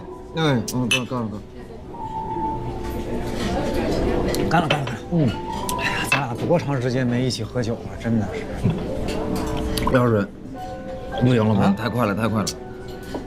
你的酒量我还不知道，你多喝点，我美呢。破费啊，姚主任。早就想跟你叙叙旧了。姚主任。哎，其实吧，你走以后，宋主任可想你了，是吧？他抹不开面儿，他不好意思说的。我也一直惦记着他呢。哎，那什么，我听说他最近好像遇到了什么烦心事儿，我还想着怎么帮他呢。有吗？没有吧，我没听说呀。你没听说？就是那个。哪个呀？就是他打电话说一直压着不给他发。不是，要说你知道这事儿了？我知道啊。老宋这人呢，他脸皮薄，他不好意思跟我多说。哎，你要知道内情啊，你跟我说说，我看我怎么帮他。一鸣哥，我看你一直都没有回我信息，是不是特别忙啊？没关系，那个采访稿我已经打出来带到医院了。我现在就在手术区门外，你下手术之后出来拿一下就好。刚才那个插管做的不错，下次要是再能稳一点就好。好，我知道了。主任，那边还有个急诊病人，我先过去看一眼。好啊，去。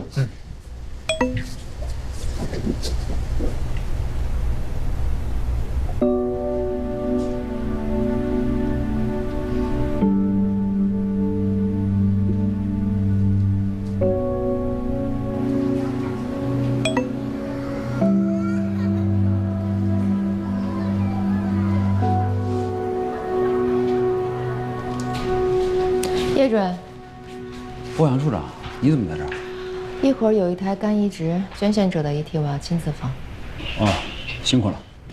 叶主任，你有没有觉得今天的手术室有点空？今天是周六，又是晚上，人少很正常。不是，我是说少了一个人，唐佳瑜。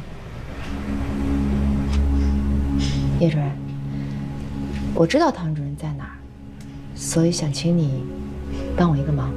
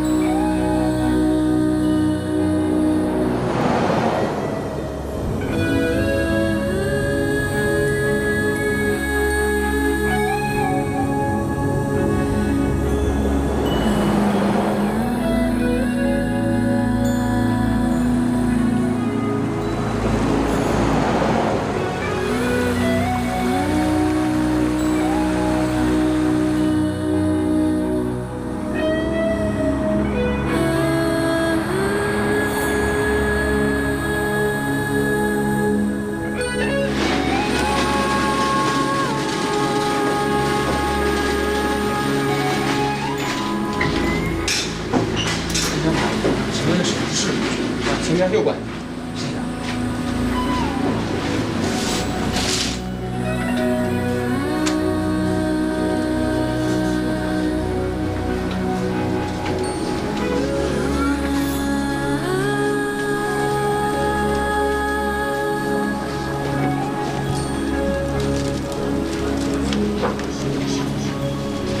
3天前，我收到旺达医院给咱们医院发的会诊申请单。你也知道，本院的医生在外院行医，外院都要发会诊申请单的，这样才合乎情理。那单子上写了一句话，我知道是唐主任写的，说不要告诉别人。唐主任在藏区。你愿意去一趟吗？